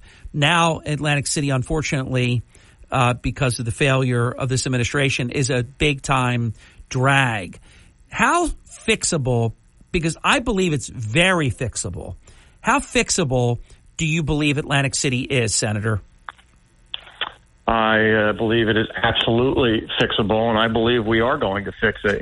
We've been working now for almost 3 years now at this point, Don Claire and I, to really change your trajectory of the city of Atlantic City. And of course, I think since the last time I was here, of course, Atlantic Care presented their Vision 2030 plan, at a time when we're faced with New York competition, certainly a loss of some of the foot traffic and, brick and mortar revenue we have here. We really need something to change the trajectory of that city. And we've been working very, very hard on that. Of course, and Michael Charlton coming into the CEO of Atlantic Care has put Atlantic Care on a different path.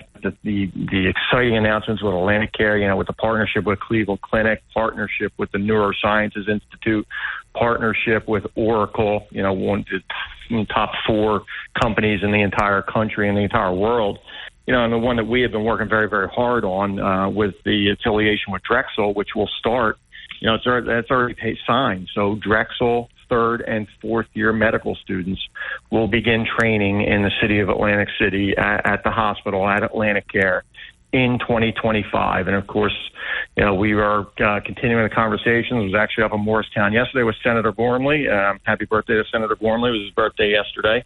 And John Hanson and Chris Palladino, who control AC DevCo, the Stockton University District, Lot 21 that is in the University District, talking about a medical school for the city of Atlantic City. And, incredibly excited to move that conversation along.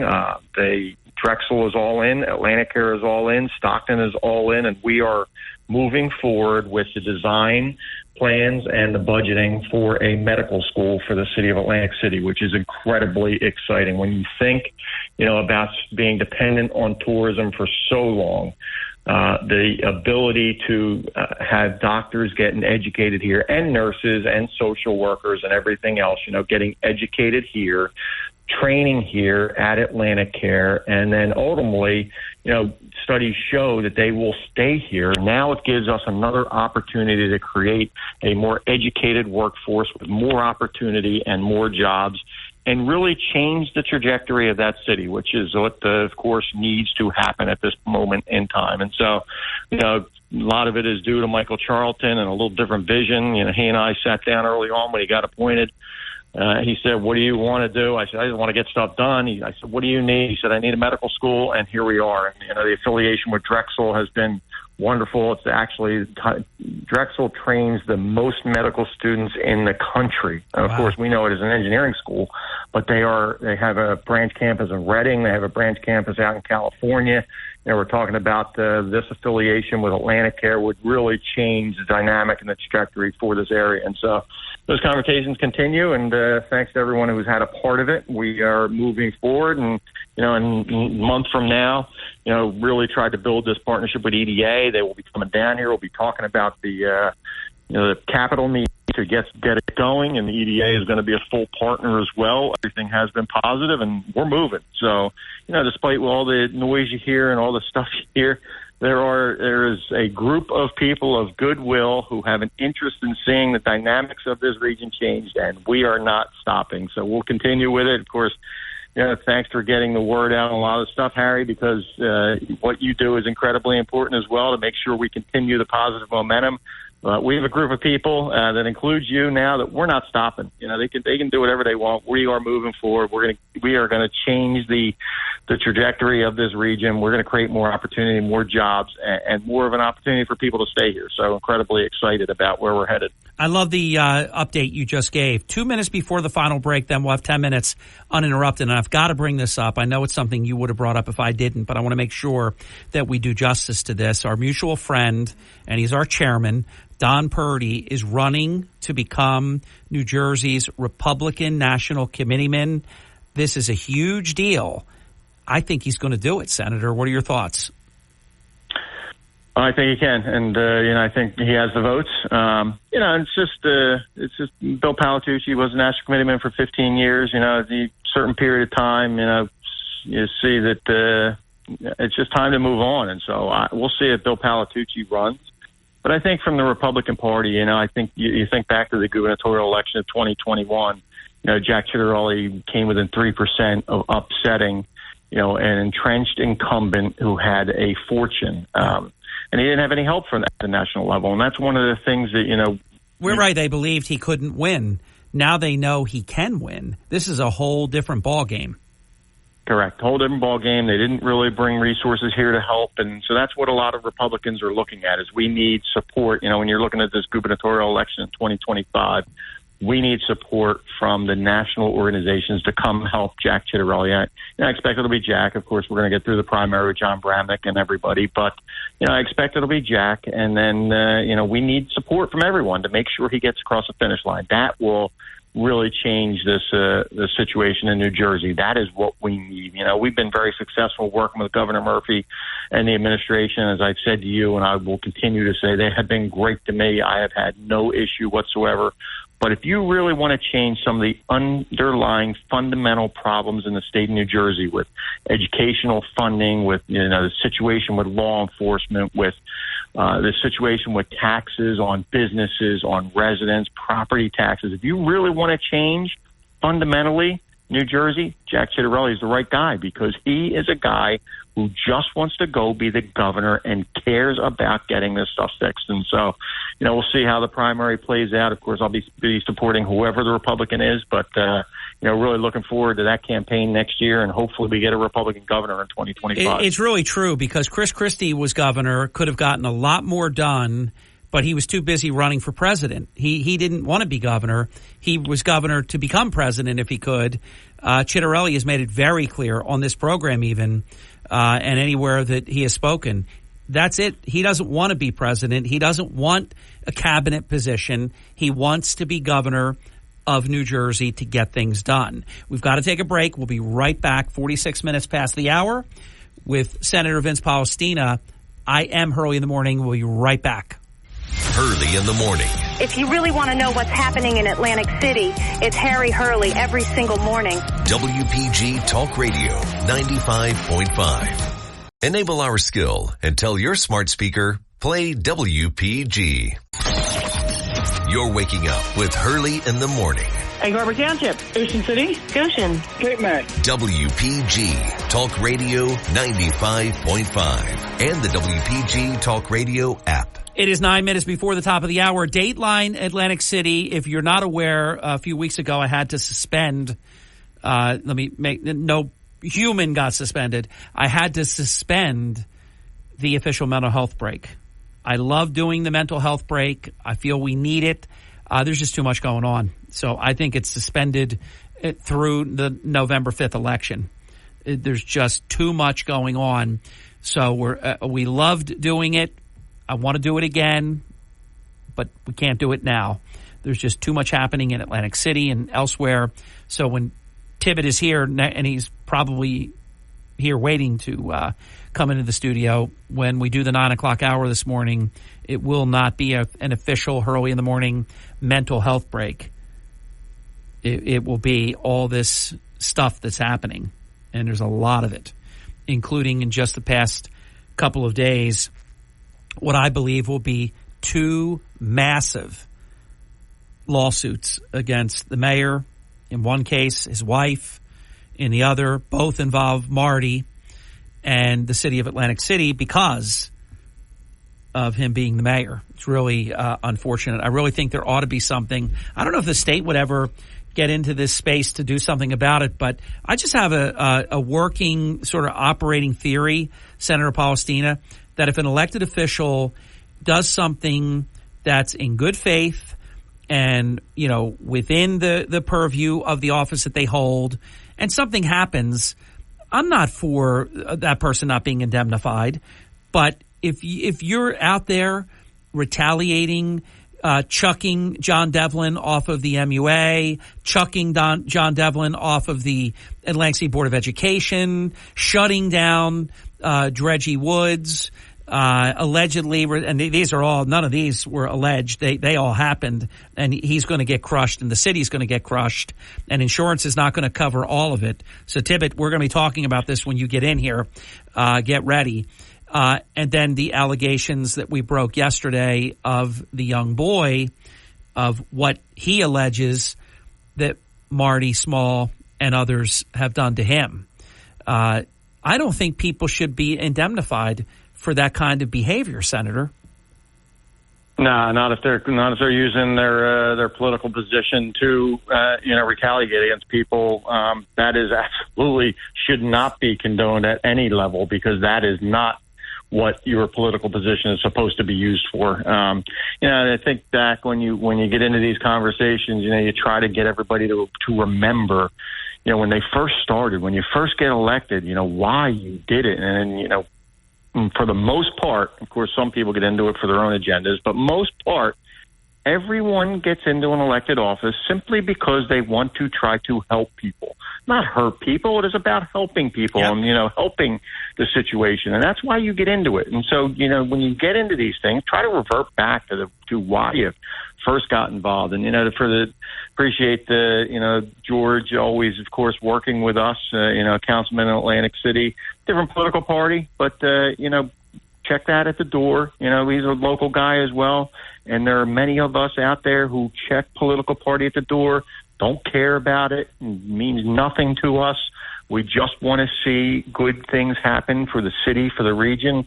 And there are several council people over there like that. Councilwoman Dunstan came out to a Human Services Summit that Don Gardy and Claire Swift and I had on Monday at the Golden Nugget, bringing some of the social service agencies together, bringing Atlantic Care out, who was there, Stockton, some of our big institutions, trying to better collaborate and communicate from a social service perspective, and how do we move forward without this fragmentation, and how do we do a better job getting people the help they need and getting them back to, having a path to get back to a productive member of society. And, Councilwoman Dunstan was out there, Councilwoman Thomas, Council President Johnston from Summers Point, Joe Girallo was there, Matt Levinson, Representative of Atlantic Care, but also on City Council of Linwood, just trying to bring people together to try to change, what we're doing in the city of Atlantic City. And so I thank all of them of goodwill, at the council level in Atlantic City, who want to work with us and want to work with everybody. And who cares about party? It means nothing. You represent everyone. It means nothing what your party is. Unfortunately, we're not getting that same kind of cooperation with all of the council people. And I would say to all of them, especially at this time, every single council person over there, especially now, if there was ever a time to check whatever political affiliation at the door, wherever you're from, whatever your background is, and start working with everyone at every elected office, from the local level to the county level to the state level to, even the federal level. If there's ever a time with everything going on in that city, now is the time. Do not, the situation where they have bought into this agenda is clearly not good for the people you represent in the city of Atlantic City. And so I would encourage all of council to follow Councilman Tibbetts' lead and Councilwoman Dunstan and Councilman Kurtz and others who are just trying to figure out a pathway to improve the city, improve the outlook of the city, improve the opportunity for people in the city. And I made this point when I wrote to this state NAACP chair. More than 50% of Atlantic City was in poverty before casino gaming started in 1978. And in 1978, gaming was going to be this panacea that all of a sudden generated all these new revenues and all of a sudden generated, reinvestment and redevelopment and a new future for the city of Atlantic City. And here we sit 45 years later, billions of dollars in revenue, an industry that no one else in the state has enjoyed. And here we sit, and the poverty in Atlantic City is worse than it was. The situation is more challenging than it was. And the outlook, given New York gaming and the competition we face, is more dire than ever. Now is the time to step up, to understand why you got into elected office, to really dedicate yourself to working with everyone, to chart a new future, to have discussions with us. We did the legislation. We want to talk about the future of Atlantic City with you and build consensus and collaboration and figure out how we move forward together. That is how we are best going to solve this situation in Atlantic City. And so I would implore all of them, forget party, forget background, figure out how you can navigate working with everyone, because that's how we're going to improve that city and that's how we're going to improve the region. Music's playing right now, so we're leaving in like 50 seconds. Give us a quick comment on your confidence level what kind of job you believe Eric Scheffler will do as executive director of the Casino Reinvestment Development Authority? I think he's going to do a great job. And, some people have criticized it, of course, and I did have a role and I did have a voice and, helped Eric get there. But he's going to do great. CRDA has been bankrupted by what happened with the city. So you don't need somebody necessarily with a development perspective right now. What do we need? We need public safety. We need to deal with the fragmentation of social services, and we really need to reinvest in Pacific Avenue. Those are the three things. Those are the three things that we are going to focus on. And Eric's got that background, and he's going to do the job. Senator, is that stupid road diet going to be made to go away? I think so. I'm told they're not getting a reimbursement for the first phase, that they did it before they were supposed to. I don't know if it's true or not, but I heard that they did it before they were supposed to, and they're not getting the money for the first phase, is what I'm being told now, which is incredibly unbelievable, but that's what I'm hearing. Everything you need to know. To be continued, Senator. Great visit. Flew by. From Harry Hurley Way in the world's playground to the Broadcast Pioneers of Philadelphia Hall of Fame, you're about to find out why Harry Hurley has been named to the Talkers Magazine list of the 100 most important talk show hosts in the nation. Of course. Live from the studios of Town Square Media in Northfield, it's Hurley in the Morning on WPG Talk Radio 95.5 and the WPG Talk Radio Yes, app. It's a 10-year streak that we hope can last forever and ever and ever. I have a sneaky suspicion that Atlantic City Councilman at Large George Tibbett didn't like even a little bit hearing about name-changing Atlantic City International Airport. Do I know, my friend? You know it. But keep in mind, though, the only reason it's not something that Palestina would want to do when he is meeting with developers and people that are shareholders and very important people relative to Atlantic City being successful, the reputation is so bad right now. And it's because of Marty Small. And Sporty, if you're listening, and if not, somebody that knows Sporty, tell him. I'm blaming you, too, because you're an enabler. You're going hook, line, and stinker for all of it, and you should be ashamed of yourself because I know you love Atlantic City, but you're doing a lot of bad stuff right now. The whole reason for what Palestina said is because of Atlantic City's current reputation. Well, Harry, I'm born and raised in Atlantic City. My family was one of the first settlers there. And when I hear stuff like that, like, I have an excellent working relationship with the great Senator Don and Claire. I mean, you couldn't ask for someone being on the other side of the aisle to work so good together. Yeah. And we all want what's best for Atlantic City and what's best for the county. I want what's best for the county as well, because I don't believe in invisible lines with children and people. We're all New Jersey. We're all Americans. So I want what's best for everybody throughout the county as well as Atlantic City, all my Atlantic City workers that live throughout the county. So I want to make that clear. And I have a great deal of respect for the senator, but Atlantic City Airport, you have Newark Airport. Is Atlantic City worse than Newark? You have Philadelphia. Look what's going on in Philadelphia. Is it any worse there? One of the biggest problems with Atlantic City Airport is you have no competition with Spirit. And Spirit, if you look nationwide, it's like they gouge people, and it's like the biggest running joke. So you can't have CEOs that are looking to blame everybody else for their problems. And I'm going to quote a couple good Republicans, great Republicans. You want to fix, you don't change the names. We have to get rid of the axis of evil run in Atlantic City of George Bush's comment. Yeah. And make Atlantic City great again, Donald Trump. Yeah. And work with the senator and get on board with him. But changing Atlantic City, you don't change it. You fix it, right? We fix it. Cowards change things. When you don't want to do the work, you change things. We can fix Atlantic City together. We can do it. It's 48 blocks, three sides water. And there's no disagreement. I mean, Senator we Palestina, can do this. I agree. I agree with Senator Palestina on everything he's been doing with us. I don't start doing that stuff. I got you. I said I believe Atlantic City is fixable. Palestina said Atlantic City is absolutely we are fixable. But I'll tell you what, the next election is going to be very important in Atlantic City. But this is where we need and Mike Suleiman better do the right thing. You see, you got guys like us, Harry. We're very vocal. Mm-hmm. We don't care what they come at us with. We don't care about the threats of taking jobs from our families and everything else. They can't do that to us. I learned that in 2007 when I almost lost everything because I stood up for casino tax appeals that were detrimental to the city, and I almost lost everything. I diversified between here and South Florida so no one could ever almost take me down by putting all my eggs in one basket, and it's been pretty successful making that move. But we need Vince to really, Senator Palestina, to really get on the governor. This doesn't happen if the governor doesn't let it happen. I don't know who else to go to. Vince is our only hope with Don and Claire.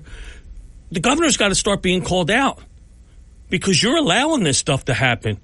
This freak show in Atlantic City, you got children being raped, abused, using your position to try and get little kids put in jail, 15-year-old kids put in jail over dates. I mean, this is sickening what's going on. And it falls on the lap of the state of New Jersey. You have everything in place to put an end to it. Snap your fingers, it's over. Well, why is the governor afraid to step in? I have no answer for that, but I agree. That, and we need, all we have is Senator Palestina and our Assemblyman Don and Claire to help push this issue. We have to call them out. How is the rest of the county doing well? And the number one place with the most money in both our schools and running the city, we got over $500 million in budgets, almost creeping up on close to, what are we, $550 million between the two? Yeah. You have schools throughout the county that may have to lay teachers off because of the crazy, insane amount of aid that we're getting. But that aid isn't making it to the classrooms. I'm not putting out scholars. I'm not putting out tradesmen. It's going to administrative jobs and things of that nature. It's not making it to the classrooms. Yeah. And then I see people throughout our county with the possibility of having to lay teachers off or raise taxes a whole lot because Atlantic City's getting that money. Well, if we need it, then we got to get some money. But the money has got to be used on the classroom. Look at the waste going on. And the state's not stepping up. The state's allowing this. Marty can't do anything without the state approval. Correct. And then they play their games with the budget. They play the games with the budget. How do you have $90 million put away and your streets? Right. The crime, the drugs, the homelessness. By the way, city looks like crap. Councilman Tibbet, if you could shed some light, because I've heard what Palestina heard. I agree with everything he does. No. It's all good. Yeah. Fix Atlantic City, and then there's no problem. Get rid of the axis of evil. Then you're right, but then everything is fine. And they're not renaming anything or even thinking about it. I want to bring up this road diet thing. Yeah. Because different people have told me that it's not even approved what he did in the first phase. Is there any truth to that? Do you know where that stands? I'm hoping that road diet just goes by the wayside because you've seen it. I've seen it. I wrote the article, as you know, Councilman Tibbet, showing photographs of how bad the configuration is. That's no good for Atlantic City. What is the latest on that? That's been top secret. You haven't heard nothing about it. But no. Phase 1, let's talk about that. Yeah, I heard they didn't go out to get the follow proper procedure with the federal transportation. And they didn't even follow the... Actually, the state... They didn't even go to CRETA like they're supposed to. They didn't go to CRETA. But even the bid process and all, you didn't get approval for what bids you were putting out there. So where did that $10 million come from? Where did that first phase of the money come from? Because it didn't come from the federal government. They didn't approve it. So did that come from the general fund? That's a good question. I got a budget right now that I've been trying to review. You got 2023. You have what they asked for in 2023, what they're asking for in 2024. I've been trying for, 17 days now to get what we actually used in 23. I don't care what you ask for. I'm real world. I come from the real business world. I want to know what we used. How much overtime did I use in police and fire? Right. How much overtime did I use in public works? What are you asking for? If you used over $7 million in public safety for overtime and now you're asking for $1 million and you asked for $900 last year, well, let's talk about the $7 million. That's my job. My only important job is the budget and to get questions on why we got to these numbers last year and what are we doing? What have you changed to put into it if you want me to approve next year's budget. Here's you what, need yeah. what you actually use. You don't just give me last year's budget. Well, here's this the thing, year's too. budget, and don't show me what we spent last year. What's also important, though, everything you said, I completely concur. But if that's me reviewing the budget, I want to know exactly what you said, not what you requested in 2023, but what you used in 2023. Yes. If that number is higher, you need the three columns. Maybe it's only, but even more, you need explanation. Yeah. All right. So that number, you used more than what you're asking for in 2024 than you did in 2023. I don't know how many times that's going to be the case, but in an honest dealing of the cards, it would be maybe there was a lot of overtime because of COVID-19, or a lot of police officers down, so you used a lot of overtime. You don't need as much overtime. You need to know all these assumptions. All these you pet projects, what overtime was used for them and why. Yeah. You know, there's a lot of hidden in there that you don't know. And to say, oh, well, I didn't have it when I was on council. I don't care what you had when you were on council and what you didn't have. I want what I need to make an educated guess. I'm not voting on the budget and then having to throw it in my face. Well, you voted for it. Yeah. You voted for all this new furniture. And they don't show you they don't show you what you need to make an intelligent decision. And even if you vote it down, it's our job. The state it's our approves job. it. And when you sit at these budget meetings, maybe almost everybody you have yourself surrounded with right now up there have never lived in the real world. They lived off the taxpayers. If you run out of money, people don't get laid off. You just raise the taxes and get more. In my world, you run out of money. You either go out of business or you're laying people off. So you have to come up with ways. And that's where council and the administration is supposed to work together, because maybe I have ideas from my world that you can incorporate into your administration to see why we're spending so much money. Or maybe we just don't care because it's other people's money and you just spend it as wild as you want as long as friends and family get rich. When we come back, I'm going to broach the topic of the series. Oh, we got past the airport thing. We did. We got to keep Atlantic City. We did. We got to get rid of the axis of evil. We got to make Atlantic City great again and work together, because it's definitely doable. We're 48 blocks. We know where the drugs are. We know who's sending all the homeless here from everywhere else. We know what the problems are. Yeah. But we have to stand next to guys like me, Johnny X, you, Harry, Devlin, that don't care what anybody thinks of us. We care about our city. We don't care if we go to events and certain people are afraid to talk to us because someone might see. We don't care. Get on our bus and you'll be part of the problem with screaming and yelling, because the squeaky wheel gets oil. One thing the governor's office is afraid of is loud noise. And we need people to start yelling, you can fix this, Mr. Murphy. You can fix this immediately. You got a clown in Atlantic City with a budget that's ballooning out of control. Just because we're getting a 10-cent tax decrease, don't take $100 from me and give me a dime back and tell me to be happy. And that's maybe there's more money that could be given to the people. And that's only because of phantom surplus. And how about this surplus could have been used on streets? You see how bad those streets are? It's the biggest running joke everywhere. And it makes people want to change the name of Atlantic City Airport because they don't want to be associated with this great city of Atlantic City. It's a good point. We're going to be right back. And when we come back, we're going to touch on there's criminal charges piling up, very serious ones. The lawsuits are, in my estimation, going to be staggering because of the horrific nature of what was done to innocent good people. They are piling up. Devlin, MUA, Devlin, Board of Education, the minor child. Read my article. We're trying to leave the smallest child out as much as we can because it's not fair. It's just terrible what's going on.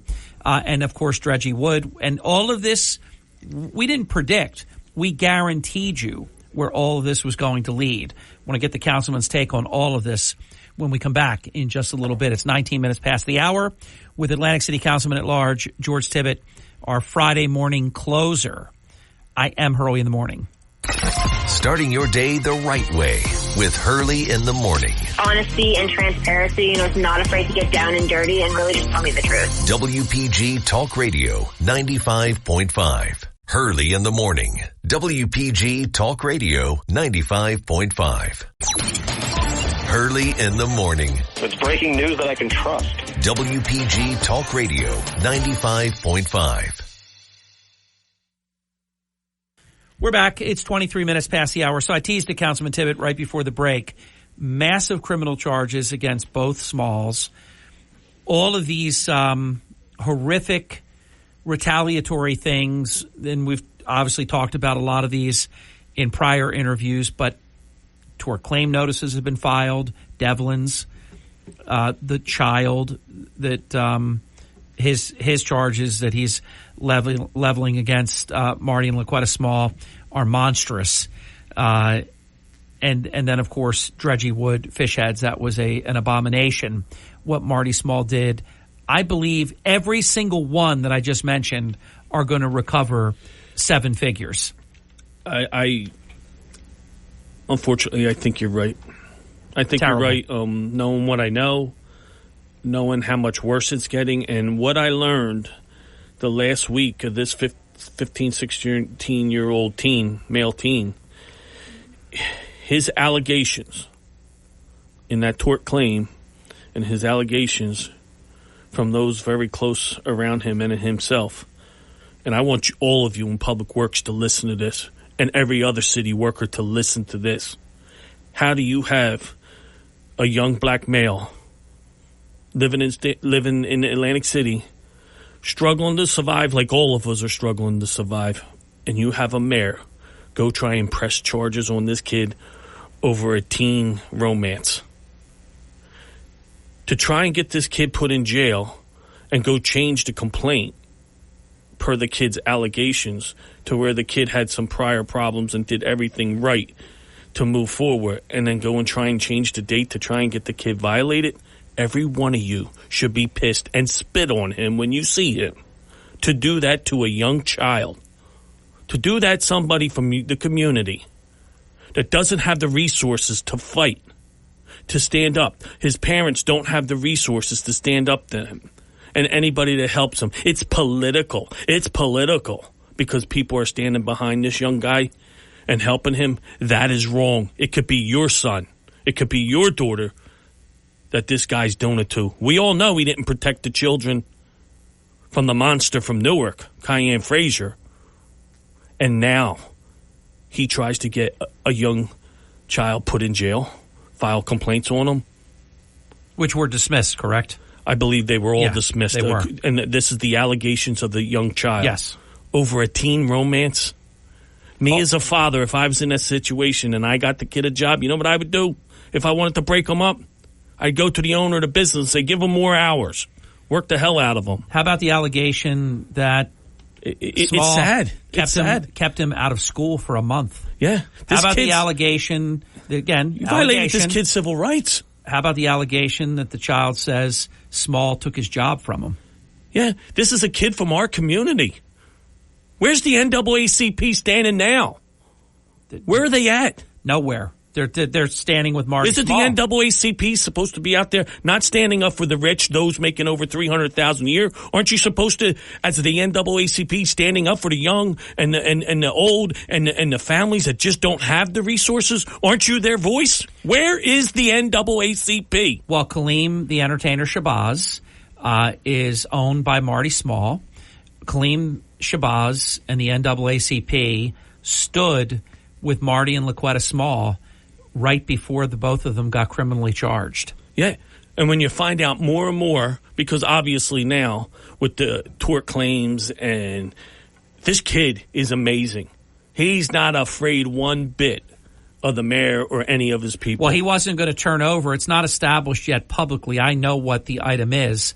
It's not yet established publicly what Small wanted in order for this kid to be able to go back to school, but the allegation kept him out of school for a month because he would not turn over what they wanted. Got to give him credit. A principal serves him up, brings him out of class, brings him down, brings him in front of him. Well, that individual is, I think, going to be the next Constance Days Chapman. Could you imagine someone serving a child up like that? What if that would have turned physical? The potential for terrible. That person should be fired immediately. Well, no look, hearing, no nothing. Out the door. You served the child up to a very hostile situation. This is serious stuff we got going on with our children from the community. Are you, as I am, gobsmacked, amazed that LaQuetta Small is still an active employee as superintendent with these criminal charges? Harry, I don't care who it is. I really don't. But I believe in our justice system, and she is innocent till proven guilty. Oh, I agree with that. But there should be safeguards put in place. If the rule, the state law is that you are suspended with pay, well, then you should be suspended with pay, regardless of who it is. I believe in our judicial system. I don't like what's happening in New York, what I see going on there. So I'm not going to be a hypocrite and say something different. But you're not, though. Constance Days Chapman also has the presumption of innocence. And where is she right now? Following state statute, she has to be out. Correct. For the time being, whether she proves her innocence or guilt. Any teacher would have to be, and any superintendent has to be. Yeah. Now, look, I've been told... Where is the governor? I'm actually told that they're not going to get involved. Where is the governor when you have state oversight on both the city and the Board of Education? Let's throw some more money at it. Could it be contracts? Could it be that Marty's throwing everything North Jersey? I don't care if you're Republican, Democrat. I don't care who he gives the contracts to. You should be keeping that money local. You throw a contract to somebody in Atlantic County just because they're not Atlantic City. They're buying dinners in Atlantic City. They're tipping our workers. They're coming to casino shows. Ain't that how you build an economy? You keep the money in the immediate area. All the money's going up North Jersey. Look at all the contracts. You don't even have to be low bidder. Look at our insurance. You as a city leader, and I think you could be the future mayor of Atlantic City if you wanted to be, and you'd be a great one. Because you would just do the right thing. You're not into creating an employment agency for friends and family or any of the things that are going on right now. The liability of LaQuetta Small being superintendent right now.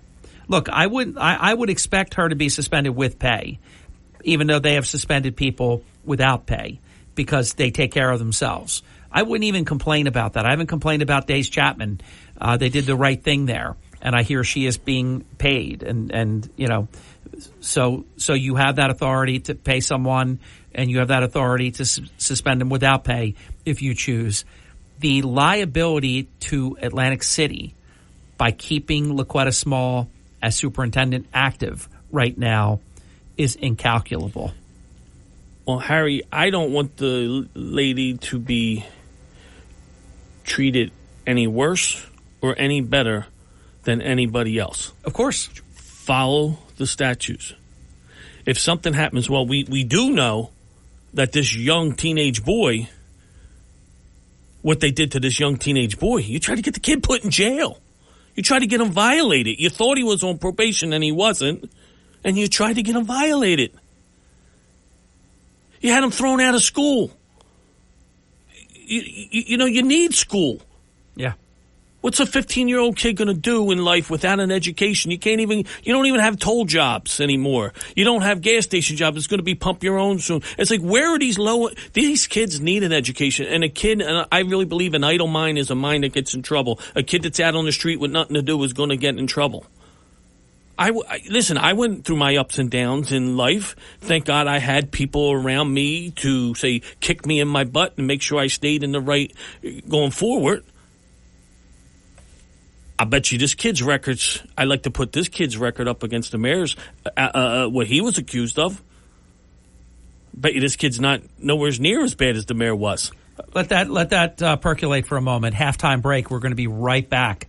Approaching 33 minutes past the hour, 33 minutes until Brian Kilmeade. It is the Hurley in the Morning program with Atlantic City Councilman at Large, George Tibbett. We'll be right back. People all over the Jersey Shore have found the easiest way to stay connected to South Jersey's talk station. It's the WPG Talk Radio app. Read free, unlimited South Jersey news. Listen to your favorite talk shows. Send us breaking news tips and more. The WPG Talk Radio app is powered by Smokers Haven. You'll find the finest selection of cigars at any of their 5 locations. Stop in and let them help you find the perfect cigar to pair with your life. SmokersHavenNJ.com.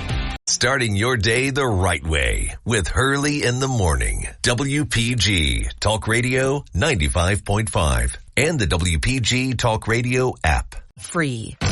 You're waking up with Hurley in the Morning. Established, reputable. WPG Talk Radio 95.5. We continue our Atlantic City discussion with Atlantic City Councilman at Large George Tibbett. Councilman Tibbett, time is yours. Well, you know, I was very passionate about that speech with the young boy, and I want to be clear. When I say, please don't spit on the mayor. Not literally. Please don't. Right. I mean, we know it's Marty Bolger, and he will press charges on you immediately. The guy that calls everybody a rat is the snitchuator. So please don't spit on the mayor. It was just a passionate figure of speech. Yeah, not literal. Because of how upset I am that you could do that to that young boy. No, we're all protective of our daughters and granddaughters, but Meyer, teens date. Yeah. And to hurt people, there's a way of going about it as an adult. Councilman, as you know, minor child number 1, who is the child that was abused by Marty and LaQuetta Small's relative, Cayenne Frazier, he also was treated very, very terribly. Yeah. Yeah, well, we talk about that regularly. We don't let that go away. We keep it in the front. He lost his job. And, there's another kid that lost his job that, was being productive, learning how to hustle at a young age to go to work, get things. Who was re-victimized. But what about the other victims? Now you're hearing the stories of victim 2 or 3. Correct. Committing heinous crimes. And that's what happens if they don't get the proper therapy. You have to worry about suicide. Yes. You have to worry about them offending somebody else or them turning to drugs without the proper. And that's why you get so upset, because we've been so worried about people's reputations. Well, guess what? You did it. Your reputation is what it is. It's real. It's not a rep.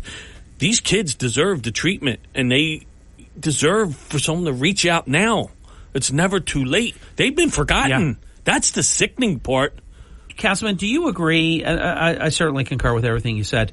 Do you agree that a prominent, electable Democrat needs to run against Marty Small in the primary next year? I definitely do, and I got to tell you, it's worth looking into that Andy Kim lawsuit to take out, because you put a soda can on the line, and it's getting 15 to 20% of the vote. Yeah. I think you're right about that, and it's something to look into. Yes. The Andy Kim lawsuit, because we tried, and again they made it about race. When it was all walks of life working on it, and it didn't win by, what was it, 250 something votes? It was so close, exactly right. But Councilman, as you know, now I'm not defending. I want the system changed, but you did what is almost impossible to do in Atlantic City. You and my very dear friend, Mayor Langford, you won off the line. Well, if you remember, they wanted to, they weren't going to give Rennie the line, Mayor Langford the line. But they were going to give you the line. And they were going to give his team the line. And you said no. And we had a very good working relationship. We weren't going to do that. And guess who remember, and then when the race was over, because we won and Rennie lost that race, the guy tried acting like Mo, myself, and Gilliam, because we were victorious, that we went against Langford. We would have just stayed on the line. You would have been a regular Democrat. We really believed in, I think Rennie would be. He wouldn't say that. You hear me all? No, he didn't for sure. Not Mayor Langford, but Mayor Langford.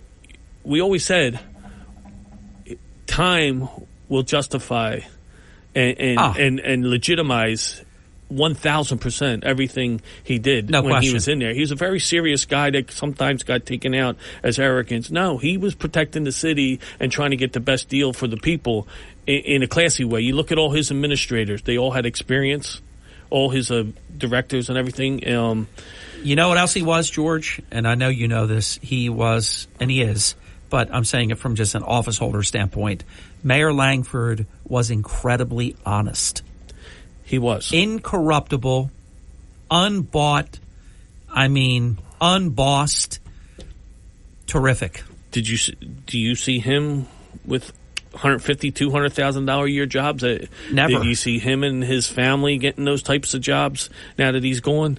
Did you see him do any of that stuff? What I want to see is Mayor Tibbet. How many people throughout here could say that? Not throughout many. Our Not county? many. Oh, God, he could have sold out in so many different ways for so many different people. Him and his family kids, would be set his wife. big if he would have right. But you know what, though? sold the people out. He owns his house free and clear. I'm not going to talk he's about his happy as personal could business. be. He doesn't owe anybody anything, and he just did it the right way.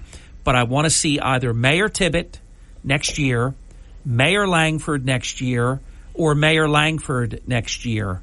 Or Mayor Guardian.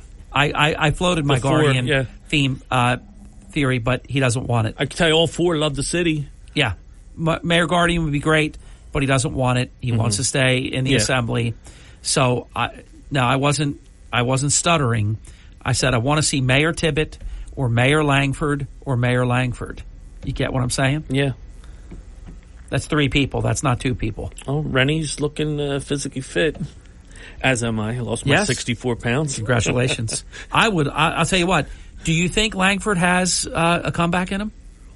Why wouldn't he? I agree. I haven't talked to him, though. Oh, yes. I mean, everybody is thinking the same thing. You know, you got to say, what condition is the city in? Where do your votes come from? Are the people outright bought off that much? The CRDA money that he buys the seniors with that gets wasted, you know. Do you think that Mike Suleiman will give Marty Small There's no doubt in my the Democrat mind. line? Stop you right there. We won't waste any more of our life. Absolutely he will. God, he's a disgrace. That's why we got to research this Andy Kim thing. Yeah. We have a lawyer looking at it right now. That makes Mike Suleiman completely unserious, and he can never, ever comment again on anything because he will have destroyed his reputation and any credibility that you can have, because how can you give those charges are not going to be one child incident.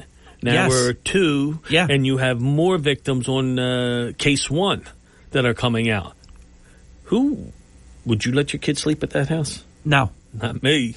I wouldn't let them walk down the street. No, the answer would be a hard no to that. Final break. We're going to be right back. 43 minutes past the hour. Uninterrupted until Brian Kilmeade right after this. It is the Hurley in the Morning program, Dateline Atlantic City, with a very serious man, a very accomplished elected official who also I've said about for years is totally incorruptible, completely unbought, completely unbossed. We need more of this, and we need it. We need it now. We'll be back right after this.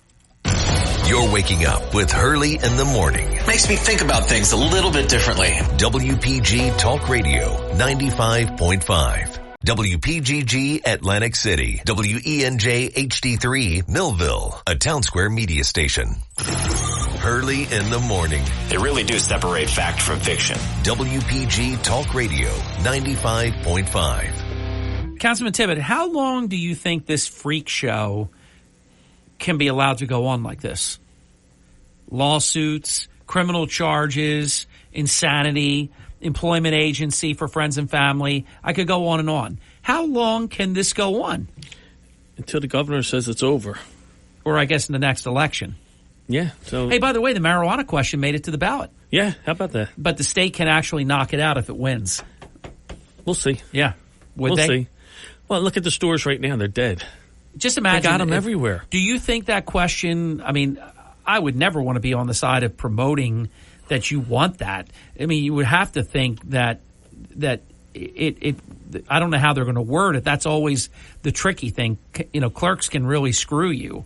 Well, that's very important because Tarver's always twisted these you gotta questions make it, if you want it to be a yes question, don't let them make it a no question. See what I'm saying? So hopefully the person that wrote the thing and are on top of it, the question. Yeah, because it's very important with it because when they make you vote no to vote yes, it's like what? I don't know what, you know, and they confuse people. Mm-hmm.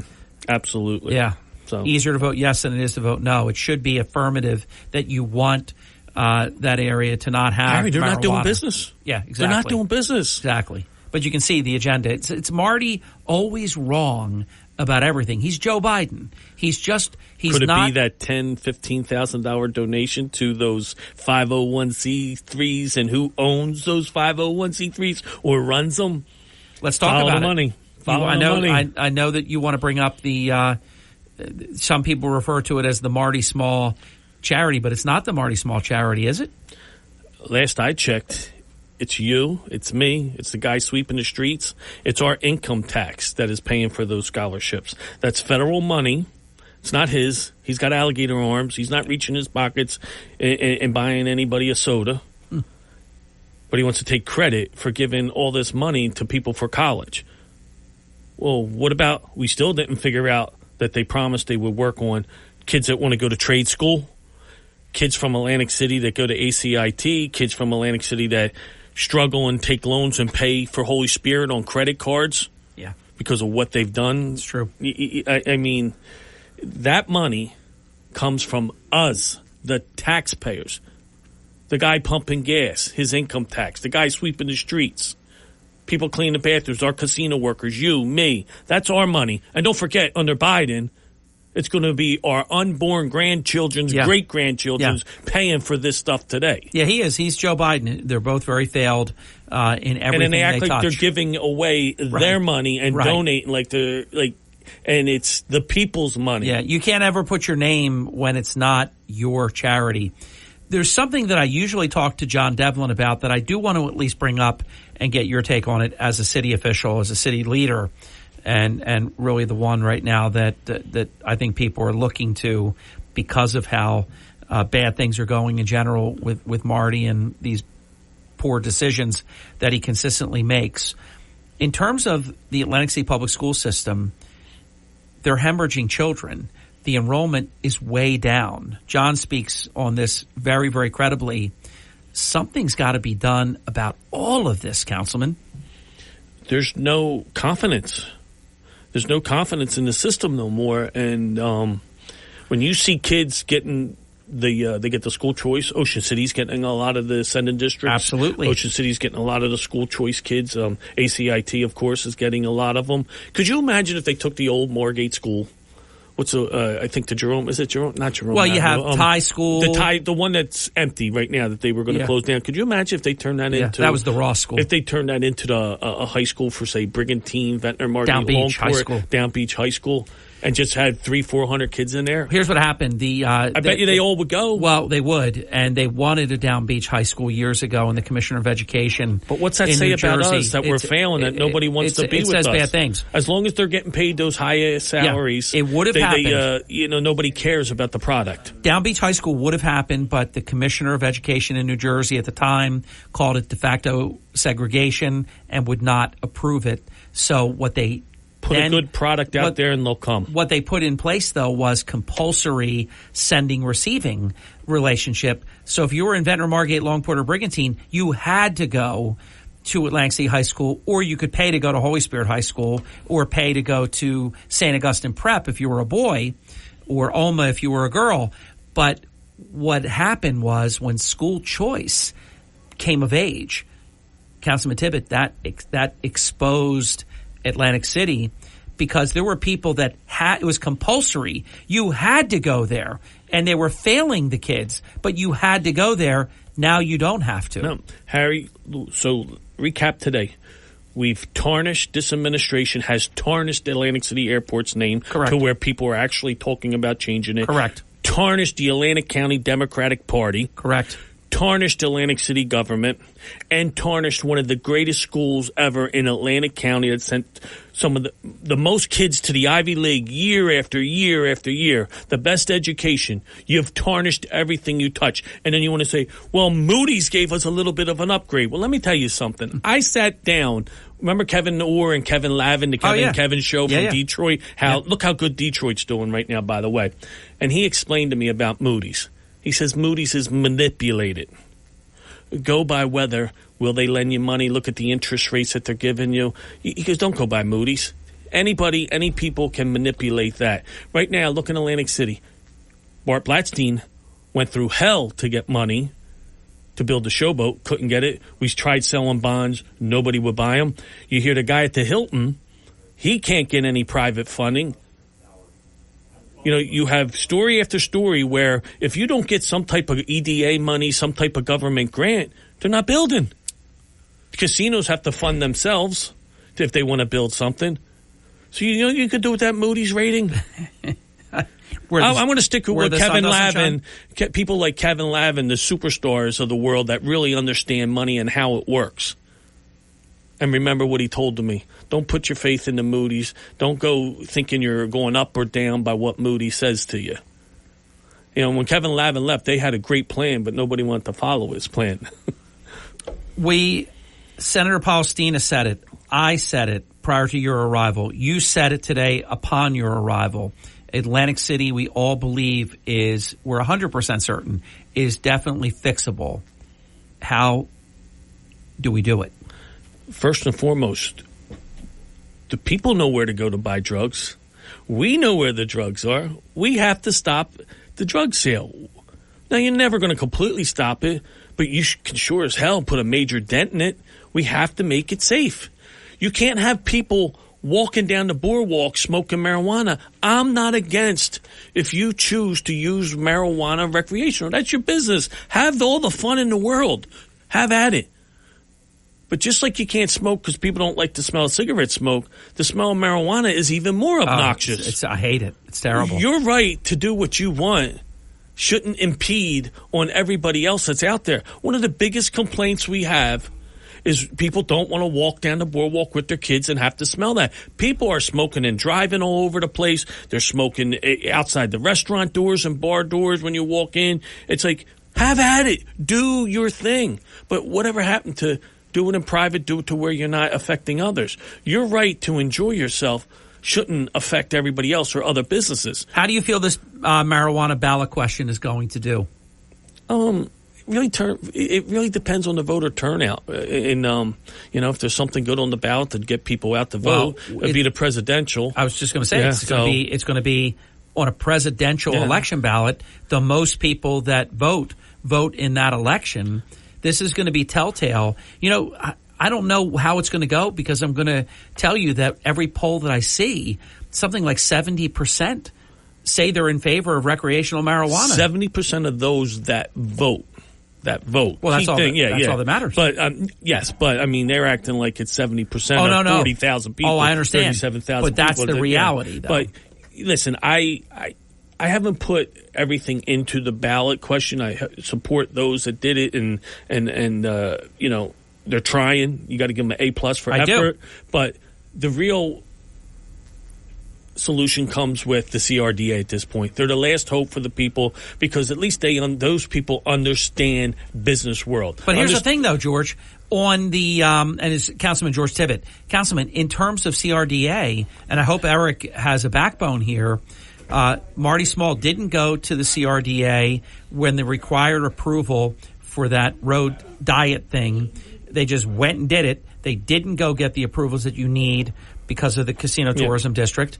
And now on this issue, they didn't go to the CRDA. So they didn't go, but it's not approved one way or the other for changing the green zone. Hopefully, Modini Butler sees what the people have said. Sees that we have a large area for these businesses. If it's not approved, why do you need the ballot referendum? Because we did an ordinance. At the time, at the council meeting, they said that they told us on tape that the CRDA approved it. When CRDA did not approve it, it was not even on their agenda yet. So they lied. So they outright lied. There was discussion. And it was going back and forth to keep safeguards in place, trying to follow the federal drug law of 1,000 feet school zone, drug-free zone, parks, playgrounds, senior buildings, and churches. So they were negotiating to get something that all sides could have, but you have plenty. We have plenty of businesses in Atlantic City selling marijuana. Plenty of them. You got one at Brighton and Atlantic. You got one at Morrison Atlantic, one across the street directly at the old little satellite library. They're opening one. And then you got one at the old Elk Center. So within about 650 feet, you got 4. Ride by them.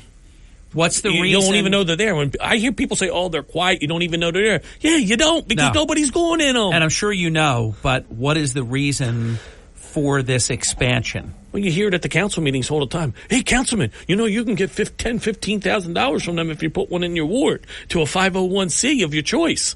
Like, is that not tantamount to a bribe? This is crazy. Because you do it to a good cause, isn't it still a bribe? It is. It's a good bribe. If you It's ever something good, but it's still a bribe. It's quid pro quo. If you ever give your vote for Something of receiving value. something of value that Or is benefit, yeah. corrupt and it is criminal. Yeah. If you got to ask about it, it's wrong. So that's my personal belief. You have another one opening up on Pacific between Florida and Georgia. I mean, they're popping up all over, but they're not doing the business. Shouldn't we wait 2 years and let's see the numbers? Yeah. Before we go talking. And the numbers expansion? are never as good as you think they're going to be, or as they say in the projections.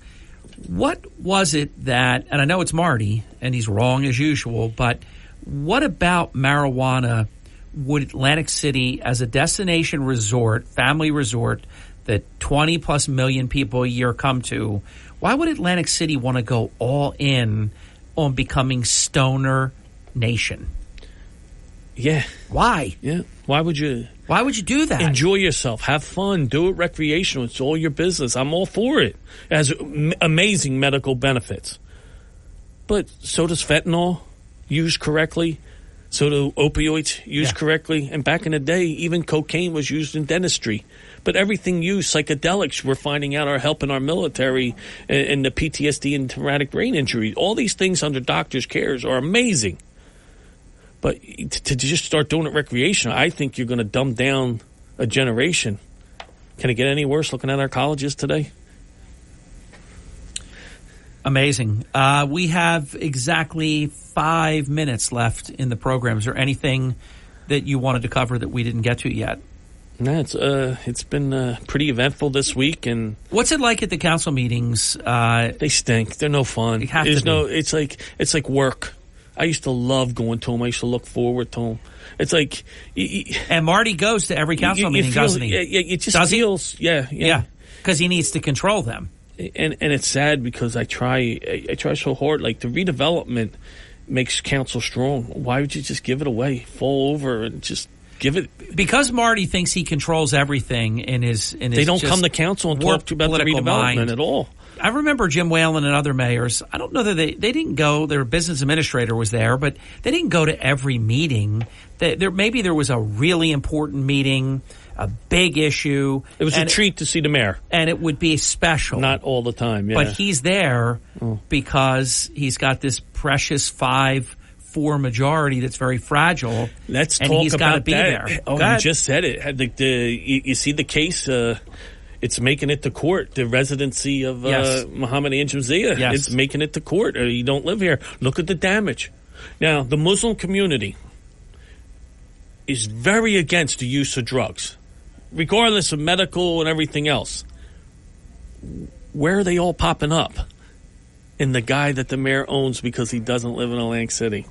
They're popping up all over the 5th Ward, which is a very large Muslim I've always believed that he can't prove that he lives in Atlantic City, and the only reason he gets to stay is because nobody got it to a magistrate where the decision and the content would be shared to prove he doesn't. He can't prove he lives in Atlantic City, can he? Let me ask you something, Harry. How many times a day do you shower? Or how many times a week? Well, I shower every day. As do I. And if I work, sometimes 2 if I get outside, I'm sweating. Doesn't your water bill run? Doesn't it show your water consumption? Are you living out in the middle of nowhere where you don't shower ever because you don't have a water bill or a sewer bill? Just the water alone. If you got a wife, you got yourself. Because you got your 2 kids. You're doing dishes. You're doing showers. And you're not using no water. Watering the lawn.